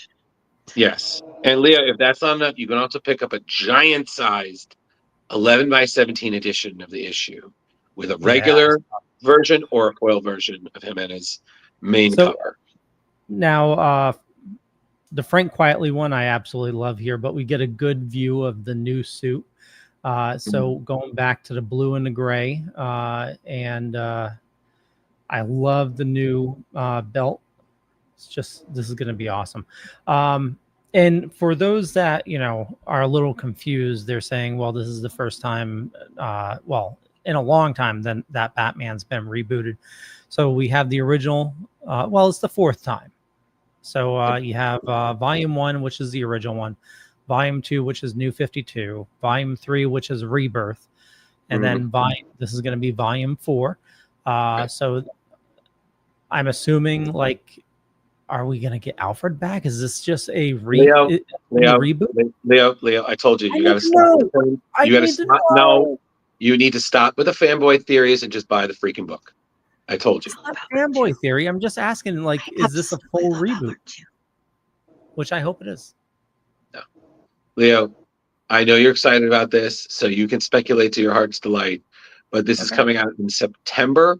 So I'm glad I could see you literally mentally making notes. Like, I'm going to get that cover. I'm going to get that cover. I'm going to get that cover. You're like that dance move, wholesale, whole shelf. Supermarket. All right. So that's pretty much everything for Variant Watch. And if you like what you saw there, we have a lot of news. So we're going to try to blow through that because Carrie is going to then tell you how to spend more of your money. So, but first things first, hit it, Chewy. Drew's News. Exciting tales, fresh comic views. In the pages, heroes fly, villains plot under the sky. From Gotham's dark to Metropolis views, we cover stories old and new. Drew's News, your daily source for comic clues. Join the fun, it's a heroic cruise in the world of Drew's Comic News. The news made me thirsty. I'm at high. I hate all of you. I don't, though. Yes. No. Loves us. All right. So I'm starting off with the first story. I am pumped for this. So, as we've already seen, J. Michael Straczynski has been killing it with his Marvel one-shots of unlikely duos. So he is back again with a new Spider-Man project with artist Pierre Perez arriving in October. That's titled Amazing Spider-Man Torn. It's a 5-issue limited series revisiting Peter Parker in college at Empire State University. So the synopsis says, swing back to Peter's college days at Empire State University with Gwen, Harry, MJ, and Flash taking on classic villains. But JMS and Pierre introduce a terrifying new villain and a side of the Marvel Universe that will reverberate into the present from the past. So, I mean, come on. I mean, JMS has written some of, in my opinion, some of the best Amazing Spider-Man issues of all time. So him coming back to Spidey, I mean, come on. And then Pierre Perez, who is one of the best artists. Again, there's just so much to say here. And this issue 1, so it's Spider-Man, Amazing Spider-Man Torn, issue 1 will be available October 8th. And as you see there, that's a cover by Adam Hughes. So already off to a fantastic start. So done. It is a beautiful cover, but I oftentimes wonder if some of, like, everybody loves Spider-Man because they can put him in the most mind-bendingly uncomfortable positions possible. Mm-hmm. Like, I love how he looks in this cover. I think this is a great cover, but I have a feeling that, like, if you tried to do that somehow and you weren't Peter Parker, you would not be walking for weeks. Oh yeah, you'd crumble like a I think my physical therapist would be like, no, don't try to do that. Oh, maybe he does yoga. Yeah, he could. I don't. It just, right. but it's fucking awesome. He is like the best person to play with. Like, he has all the flexibility. All right, true story. I love that it's going to be his early years. So 5 issues, you said. Yep. We're going to see Gwen, MJ, and this is high school years or college years? Like I just said, college years. Okay. So we're going to have MJ, we're going to have Harry, we're going to have Gwen, and we're going to have Flash Thompson. So this is Peter back at ESU. So there's a lot of ground you can cover there. It's going to be really interesting, especially now that we're getting a new villain.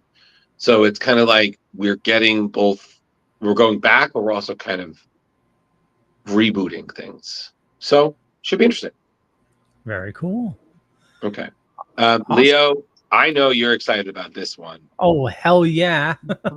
And so we're going to be talking about Deadpool and Batman. So don't get confused by the cover. You know, I'm going to cover why you're seeing Daredevil and Green Arrow.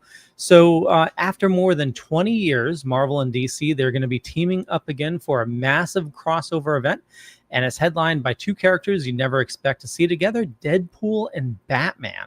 So Marvel DC Deadpool Batman #1 is going to hit shelves September 17th, and the creative lineup is incredible. So the main story pairs Wade Wilson with The Dark Knight, written by Zeb Wells, and you may know him from Amazing Spider-Man, Hellions, and art's going to be by the legendary Greg Capullo. So it's going to look absolutely friggin' phenomenal. So this is where it gets really exciting. This isn't just one story. We're going to get multiple backup features. So multiple Marvel DC team ups. So you're going to get from like Kevin Smith, from Clerks, obviously, and also his Daredevil run. He's going to be writing Daredevil and Green Arrow with Adam Kubert on art. And then Chip Zdarsky is going to be handling Captain America and Wonder Woman with Terry Dodson.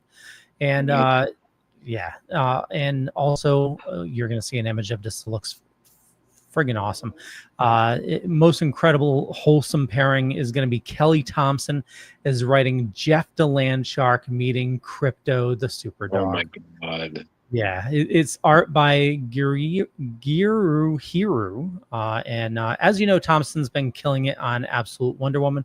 So Marvel DC crossovers, they're incredibly rare. As you know, the last one we saw was JLA with Avengers back in 2003.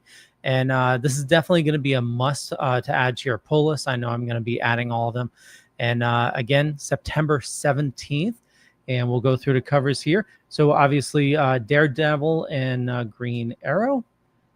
And oh my God. That's so precious. Oh, hell yeah. Look at that. And Carrie, the Daredevil Green Arrow, that's Marco Cicchetto. So you've seen the gorgeous covers he does for yeah. Ultimate Spell. Look at that. That is peak. Yeah. See, that makes you want to read Green Arrow. But I'm just like, just read Matt Faction's Green Arrow. I mean, that's all you need to do. Yeah. Okay. Wait. I don't know if he did Green Arrow. Are you thinking? No, Hawkeye. I'm thinking Hawkeye. Good Lord, Yeah. man. They both shot arrows. green No, I want the guy with the punch one. No, I can't. I like archers. It is something censoring the two of you. Jesus. All right. Good Lord. No, did you know that there was that they stole this? Dear God.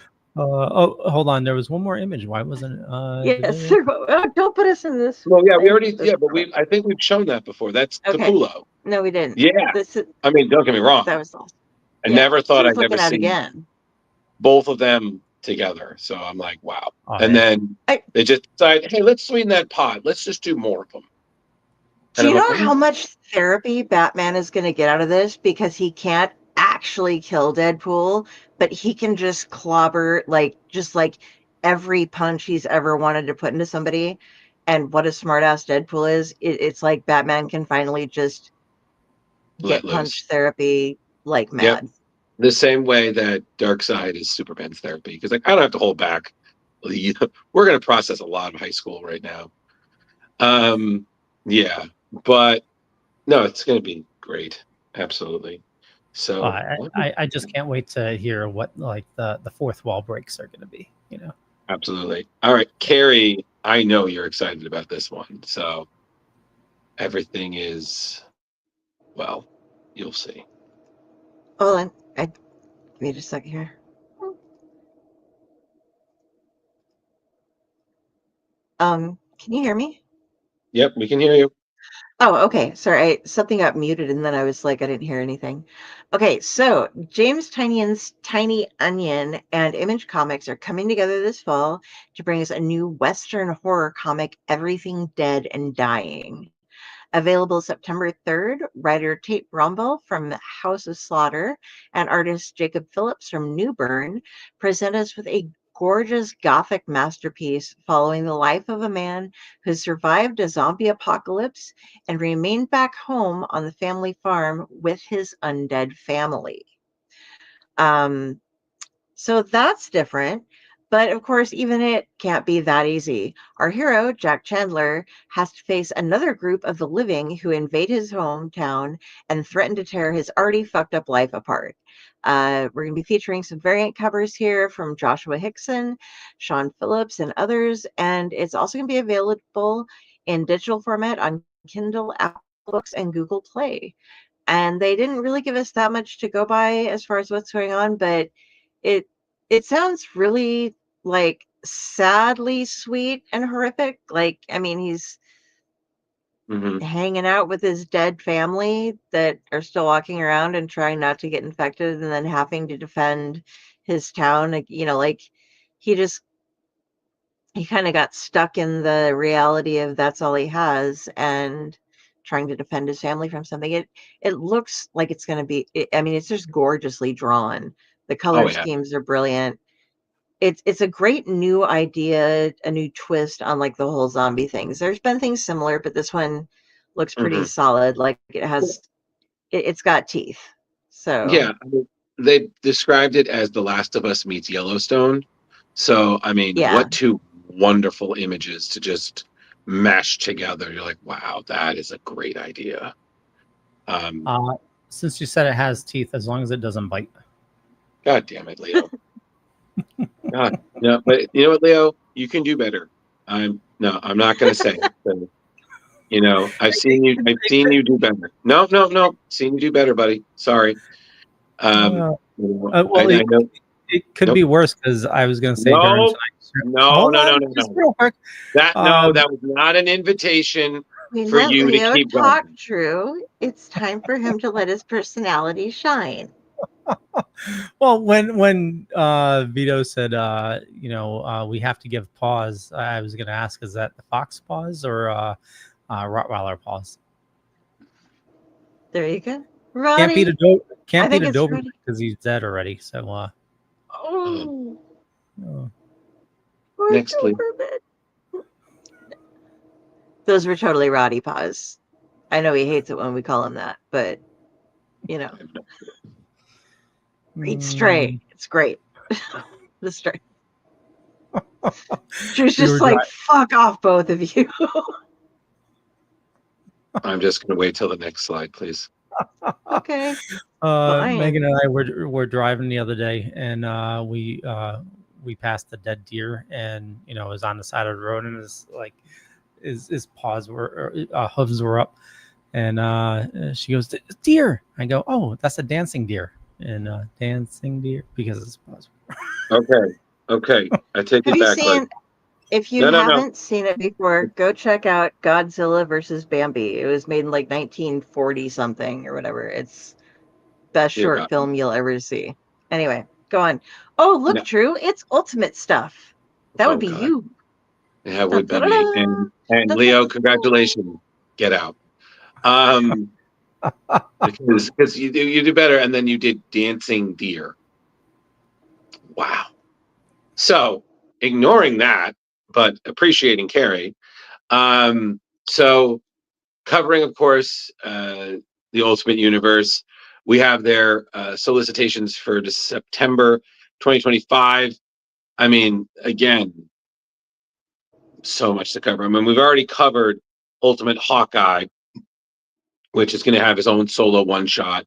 So I think we covered that like a week or two ago. So I'm going to skip that one. We're going to go through the list of the others that are going on. So, dear God, you're right. Thank you, Jeremy. So we have Ultimate Black Panther, Brian Hill, Stephen Casello, Bast intervenes, T'Challa ascends, the prophecy advances, and T'Challa must go on a spiritual journey to come to his full power. So that's happening. Next is Ultimate Spider-Man, issue 21. Yes, Hickman with Marco Cicchetto, the final meeting of the Sinister Six. Blood boils as these warring heroes gather to destroy each other once for all, or will they reunite against their common enemy, Spider-Man? If you're not reading that book, please change your mind.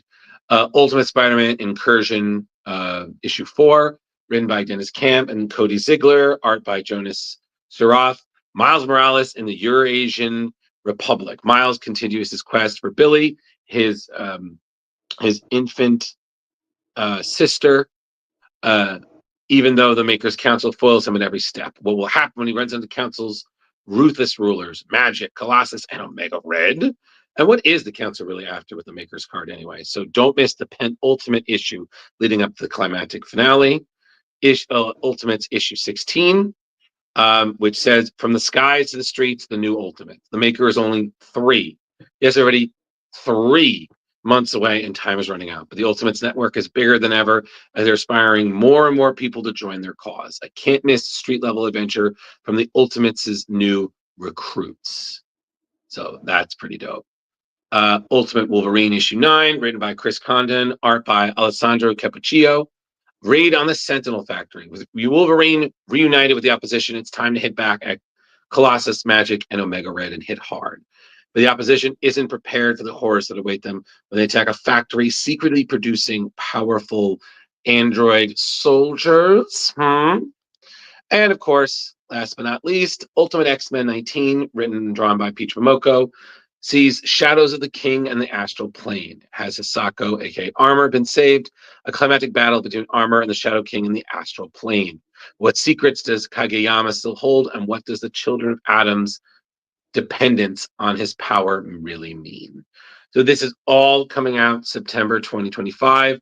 So if you're already reading them, you'll see them in your folder soon enough. If you're not, I really recommend catching up. It's going to be a great ride as we are again moving closer and closer to the return of the Maker.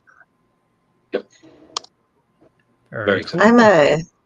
I'm really wondering what's going to happen when the Maker reenters, because how long will they have been away inside this time? I think it's like, was it like a year or two? Right? Oh, I thought it was hundreds of years. Like on the outside, it's been a year, but on the inside, probably been 100 or 1,000 years. It's been a while. So I mean, he can either come out and like blast them all the fuck, or I really hope they don't do something where like, and then he had a change of heart. You know, that doesn't. Yeah, but he doesn't have a Cindy Lou Who to change his mind as it did in that story. So when he blasts them, will he hit his mark? Yes. So it'd be a Maker's mark. My bottle's empty. Damn it. Can somebody please bring the next slide up? God damn it, man. You're just pushing me. Wait, I got it. This, Leo, this is one of your stories. Go. Yep. Okay. So this is, I love this idea. So DC just dropped some awesome medieval news. So Tom Taylor and Daniel D. Niculo, they're reuniting for a brand new all ages series called Court: Children of the Round Table. So Tom Taylor, if you don't know, and why everybody knows, he's a New York Times bestseller, Eisner winner. He's known for Nightwing, Detective Comics, Superman, Dark Knights of Steel, tons of other stuff. And so Tom is teaming back up with Danielle, known for Nightwing, Mighty Morphin Power Rangers. And these two definitely have some previous chemistry as collaborators. And you're asking, what is Court? So Court, it's a group of kids. Fell, Connor, and their friends nearly get flattened by a giant stone falling from the sky. But when young Fell pulls a sword from that stone, everything changes. So each kid gets bonded with legendary Arthurian weapons that are inhabited by the actual spirits of the Knights of the Round Table. So, but there's going to be a twist. The weapons talk and argue a lot. So imagine trying to save the world while your magical sword won't stop bickering with your friend's enchanted shield. And that's just like total Tom Taylor right there. The kids have to face off against Mordred as a new dark age threatens the world. And this concept is totally unique. While it's honoring classic mythology. This launches in September 10th as a 6-issue series, and it's rated E for everyone. So definitely, want to pick that up and hand it off to your little ones. The cool thing is the first issue is going to be a hefty 40 pages, and it has a retail price of $3.99. Wow. So one thing we talk about is trying to get, younger kids into reading comics. We got to refill the lifeblood of this, of comics. It can't be just old farts just bickering about comics. Okay. Yeah, that's awesome. Yeah, that sounds cool. That sounds really nice. Yeah, and my apologies. There was a couple other images. Yes, I was going to say. Because you had that's the main cover. That was the main cover by D. Niculo. And then you have Darko Lafuente, Nicoletta Baldari, and then artists Mattia de Luis Bengal, John Samarvia, Tony Valente, and Tirso will also be contributing variant covers throughout the series. So, yeah, that's a awesome. Great lineup. Yeah, and the inside art just looks amazing as well. Oh yeah, it's got that nice blend of comics and fantasy, and still got that energy that kids will just leap off of the page. So it feels like Naruto. It's got that vibe. It's an interesting, the vibrance and stuff. Yeah. Yes. Oh my God, Leo. Let the next slide and let me fanboy. Holy shit. Did not see this for my 2025 comic book bingo card. Everybody, if you loved Spider-Man the animated series, and you were thinking, hey, X-Men 97 had a revival, where is this show? And they even gave you a little teaser there within X-Men 97. So I am just dying because they've announced Spider-Man 94, okay, which will literally pick up where the show ended. Like what? Like it's been almost 30 goddamn years. No, it has been. It's been over 30 years. So the synopsis is, of course, searching to the ends of the multiverse, Peter Parker, aka the Amazing Spider-Man, swings back in the streets of New York City with his beloved Mary Jane Watson, oh my God, in tow. But what's this? One of these villains is not like the others. Witness the universe debut of not one, but two of Spider-Man's greatest villains from the comics. So writer J.M. DeMatteis and rising artist Jim Tao will bring you the return that you've been waiting for. All twists, all turns, all the wisecracks. So get those action figures out. Get the theme song by Aerosmith in your head. Let's freaking go. So they're basically treating this like the next season of the show. So we're getting new villains, new challenges, new adventures for Peter, which is essentially keeping true to that creative spirit that John Semper and company established with the original show. So this will be released September 3rd, 2025. And I am so fucking ready. Okay, I'm good. Very cool. I have one question. Yes. Is Miss Lion going to be in it?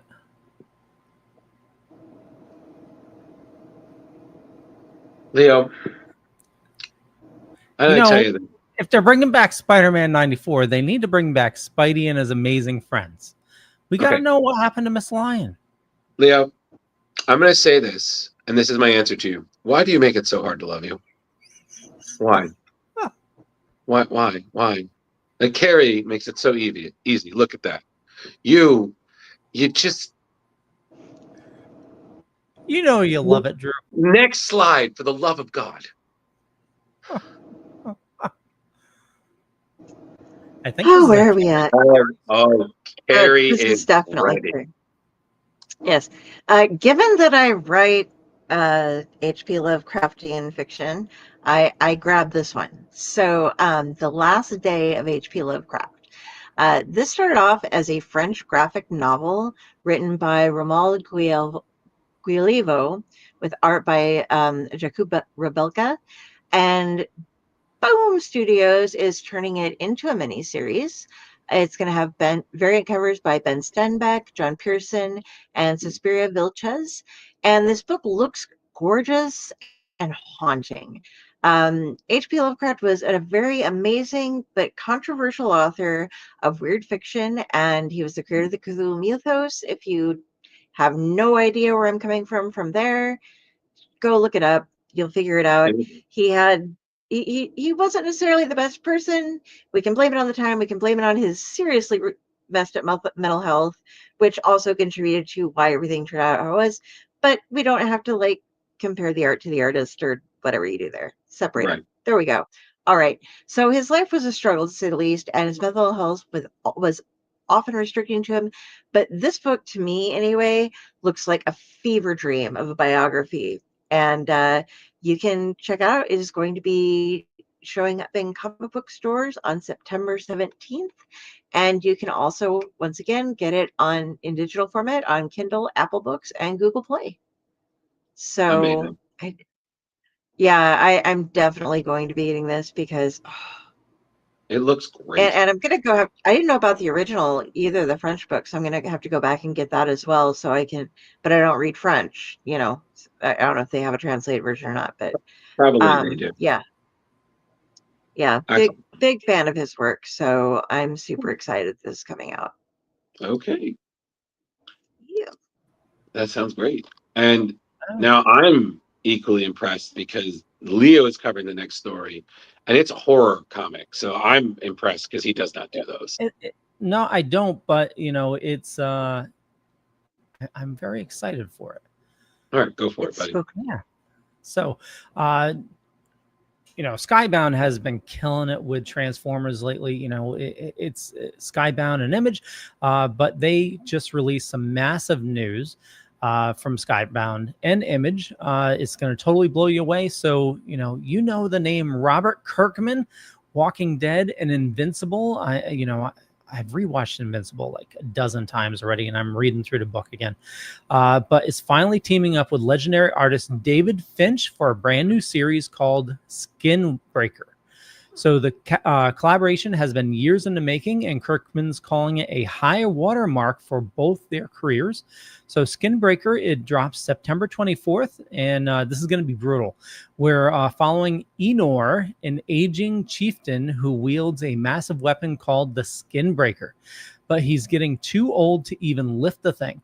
His reluctant heir, Enoch, needs to step up before their tribe falls apart, but there's a bloody power struggle brewing, and it's even bigger threat lurking in the darkness.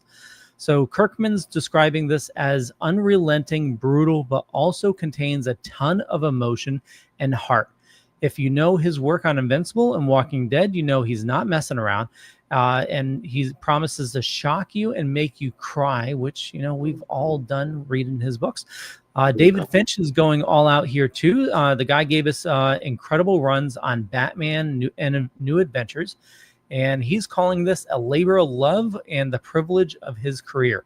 So they're not holding back on the presentation either. We're getting a Treasury edition. So Jar Jar, definitely you need to pick that up. It's a 10 by 14, so you can really appreciate Finch's detailed artwork. And this is going to be coming out September 24th, so definitely add it to your pull list. Wow. That looks so savage. Yeah, Carrie, I feel like this is another one that you would buy. Yeah, probably. It's gorgeous artwork. Well, David Finch just kills it. Yeah. But also Kirkman. Oh, we know. We've had our heart broken by Invincible and Walking Dead before. We get it. Yep. That man knows what he's doing. Yeah, he does. Yeah, he does. Oh, wow. Amazing. Okay. And next up. Yep. Oh, yeah. Oh, yeah. Let's fucking go. So, as we already saw, Mike Mignola is working on a new dark folklore universe, Lands Unknown. So, we've already seen the success, both critically and commercially, for his Bowling with Corpses and Other Strange Tales from Lands Unknown, which was an anthology of very strange and eerie shadow tales, which basically sold out its first printing. Dark Horse has announced the follow-up, which is Uri Tupka and the God. It's a 104-page graphic novel written and drawn by Mignola, with colors, of course, by longtime collaborator Dave Stewart. This will be arriving February 24th, 2026.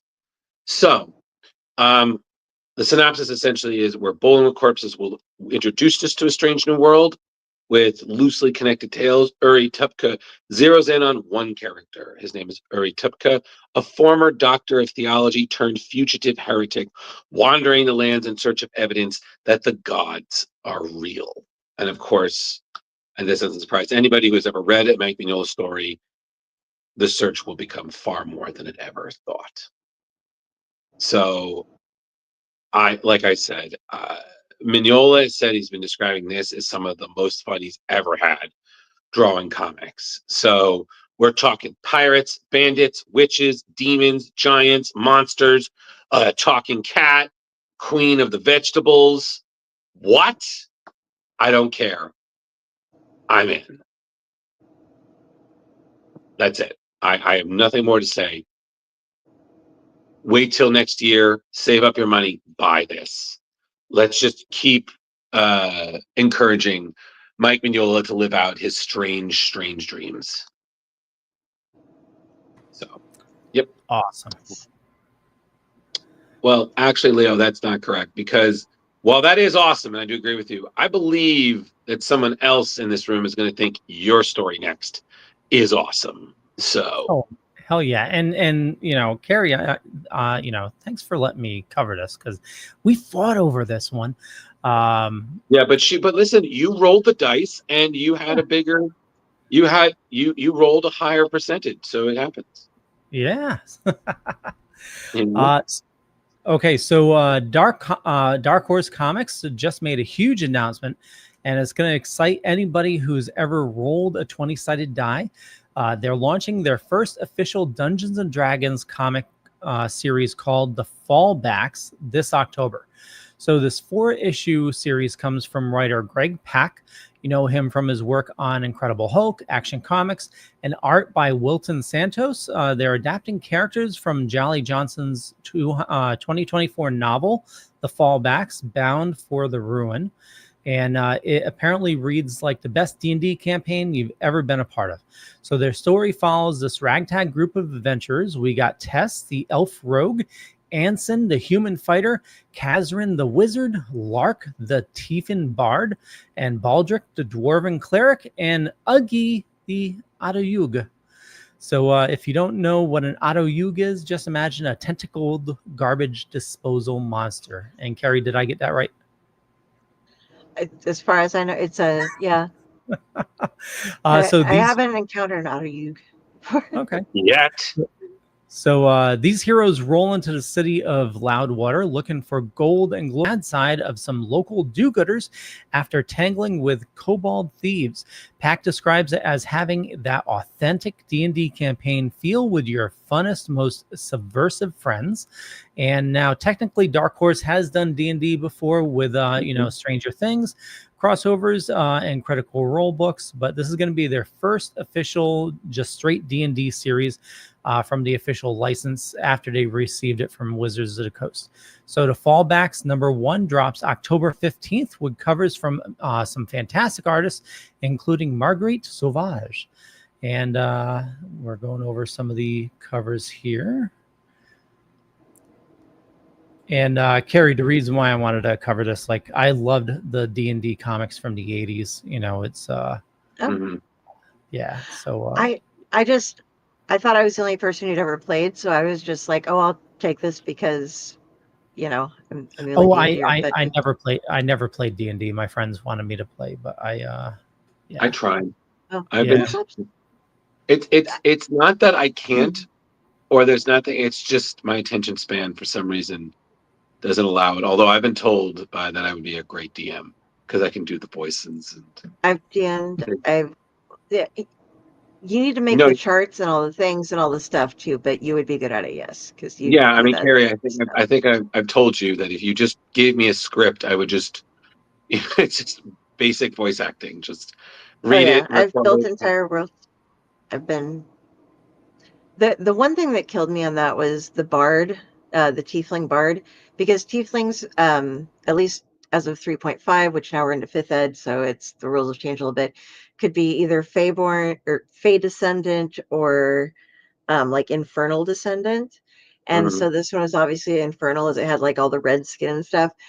But it's weird that like it's got the white long ass loot and the white like suit thing going on. So I'm just like, oh god, because they're either charisma or dex based, and it's like, you know, it's charisma based, but it's like, who the fuck are you trying to be, man? Like usually if they're like gonna be like they're the moody, you know, kind of like hardcore ones, and this one was just like, I have all this red skin, but I'm growing my hair long and dressing my white suit and go staying alive or something. I'm just like, oh my god.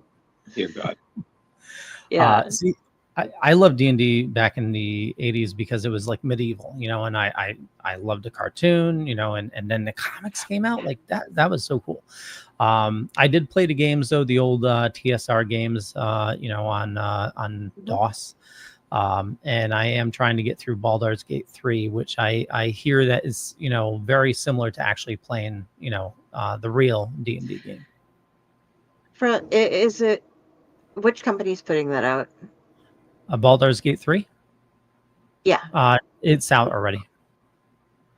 No, what company's producing it or whatever? Is it the same one who did Lotro and Let's see, Baldur's other Gate ones? 3.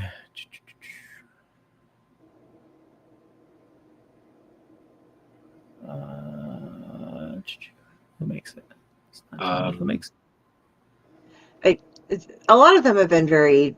If it's the same company who put out Lotro and a couple of the other ones, they are very much like playing the game because they don't let you do stupid stuff like you can't like you get bonus points if you flank somebody, really, and you can't just cast fire like in a lot of like World of Warcraft and stuff like that. Yeah.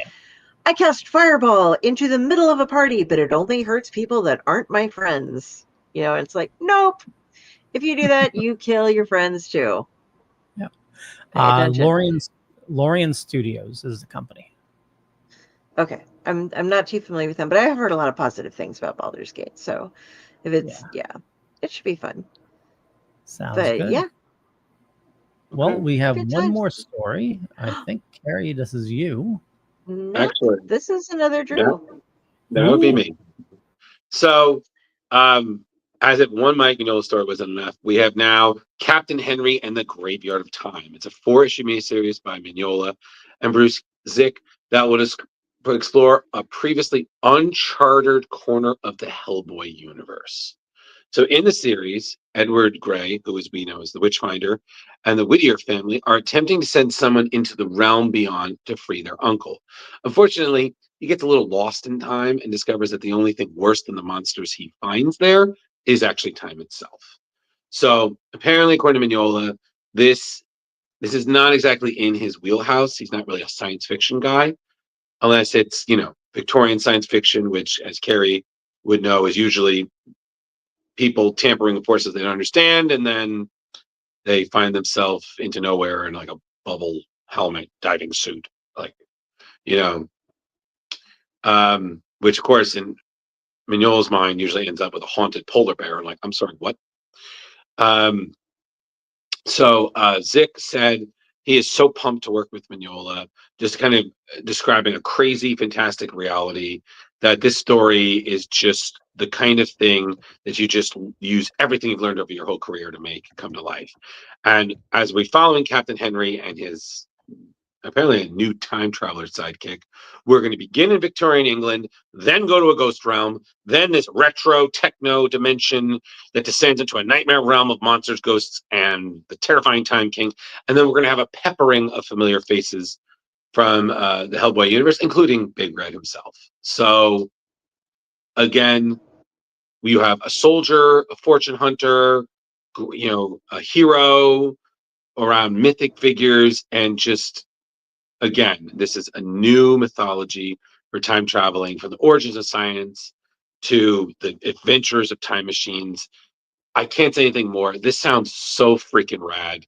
And it's going to hit stores October 22nd. We'll see covers there by Zick, with other variants by, of course, Mike Mignola, Troy Nixie, Ben Steinbeck, and Michael Wormkaluta. So Very nice. That looks like it's going to be a lot of fun. Oh, I gotta love the weird books. Did we have any of the other covers, or it was just the one, Carrie? They only have one that was released so far that I was able to find. So, sorry. Well, either way, pumped. And pretty much with that, that's news. That's the news. Woo!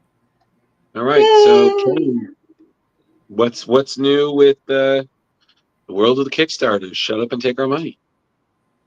All right. This week on Shut Up and Take My Money, I'm going to tell you guys about the War of the Worlds Thunderchild, the complete saga. This Kickstarter puts together books 1, 2, and 3, the tragic final stand of the HMS Thunderchild, a tale of loss, sacrifice, death, and hope. This project will be funded if it reaches its goal by Tuesday, July 1st at 12:59 p.m. Central Time. That is 6 days from now. It is being put together by Rob Jones and Mad Robot Comics. And in this book, the crew of the HMS Thunderchild have been through hell, but now they face certain doom against the fearsome might of the Martian war machines. The cataclysmic conclusion, the final tragic stand, but there is more to this story than just sacrifice. So basically, Thunderchild takes place in a world of beloved science fiction in the world of beloved science fiction novel The War of the Worlds by H.G. Wells, set against a backdrop of unstoppable terror and brutal tragedy, all leading up to the HMS Thunderchild's final showdown with the war machines of Mars. This is the Kickstarter for all 3 oversized issues of Thunderchild, but most importantly, this is the first time that the 40-page prestige format Book 3, the climatic final issue, has been made available. Follow our intrepid crew as they navigate the perils of this changed and dangerous world, fighting and fleeing the Martian menace and fighting amongst themselves as they go. Whilst their story is completely original, they still honor and reference the events depicted in H.G. Wells' much-loved novel. So you're going to know that tragedy is looming for the crew. But they promise that before they arrive at the shocking, inevitable ending, there will be many moments of terror, heroism, glory, and loss, and maybe just some moments of hope. First off, when you go onto the page, as you're scrolling down, you do get a link to the first 5 pages of issue 3, so that gives you a chance to preview it, see what you think, if you like what's going on. The rewards we have going on here, it's done in pounds, but it kind of converts it over to dollars as well, so ranging between about $5 to $136. The rewards are digital and physical copies. You can get different covers. You can get catch-up bundles, some original artwork. And the big one on this one, the one that's about $136 US, is 3 foil embossed hardbacks of all 3 issues in a painted Thunderchild wraparound slipcase. It's totally exclusive to Kickstarter and will never be reprinted. Martin Simmons painted wraparound cover stretch goal goes with that, and all the other goodies and the stretch goals. For this one, it's really simple too. The add-ons are audio themes that they have for the different issues that they've made, digital sketchbooks for each book, art books, including a fold-out War of the Worlds concertina book that is really gorgeous. I couldn't get a very good picture of it, though. If I blew it up, it got a little blurry, so I didn't want to go there and check it out. It looks really good on there.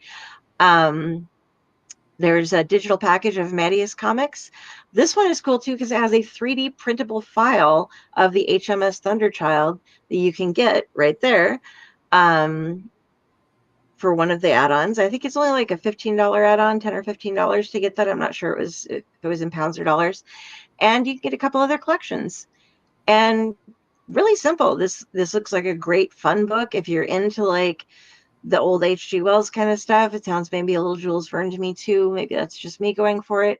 But you're going to get yourself some old school sci-fi nautical fun with Martians and pirates and printables and theme songs if you want, and just some really cool artwork too. It looks like it's going to be a beautiful, fun comic. So you have 6 days left to grab this. Yeah, hop over. We should have a link somewhere, or just look up Thunderchild on Kickstarter. I'm all for this. Let's go. Yes, I love it. I'm glad. I like when they put out the full editions with like the zip places and stuff. So you're getting like, I do go through and buy like all the individual comics on some, and then the combination deals at the end. But I'm getting better now at not buying every single individual comic and saving it for some of the others. But that doesn't mean that you have to. You guys can spend all the money that you want on Kickstarter. I'm on a personal budget now. Good to know. Very cool. I think that's it, right? Anything else, Karen? No, that was all I had tonight. Oh, okay. We're going to have quite a few coming up soon. I have a bunch of things that are running together, but since we had 2 guests on tonight and we had a lot of news, I decided to just do the one that was kind of running out. So next week, we're probably going to have like 3. So be ready. But they'll be good ones. Okay. Nice. Okay. Well, on that note, I want to thank everybody for watching this fine evening. You know me, you know how to find me, but more importantly, follow these 2 awesome people, Carrie and Drew. A lot of links in the show notes up above or down below, depending on where you're watching or listening to us. And I'll kick it over to Carrie. Hey, everybody. If you want to find me, look up Carrie Sanders on Facebook. If you see a judgmental crow, that's me. You can follow my links to my author page. I write some things. You can read them. I do shows on the Owllight Network as well, so you can follow me and check out everything that's going on over there.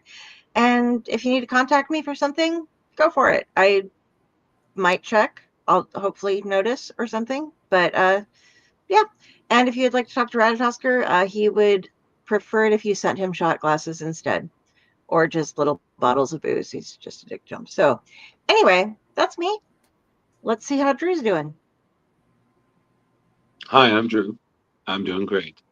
Thank you so much, everybody, for joining. We really do appreciate it. Again, if you're not already, please do subscribe. We would love to continue to keep sharing these stories, and making new friends is something we love doing. So thank you. But if you need to speak with me, my name is Drew Malo. That's my name on Facebook, Ghostbusterman 1984. On Instagram, my same name. On Blue Sky. And yeah, I'm just generally very busy and trying not to die of heat stroke this summer. So yeah, it'll be great.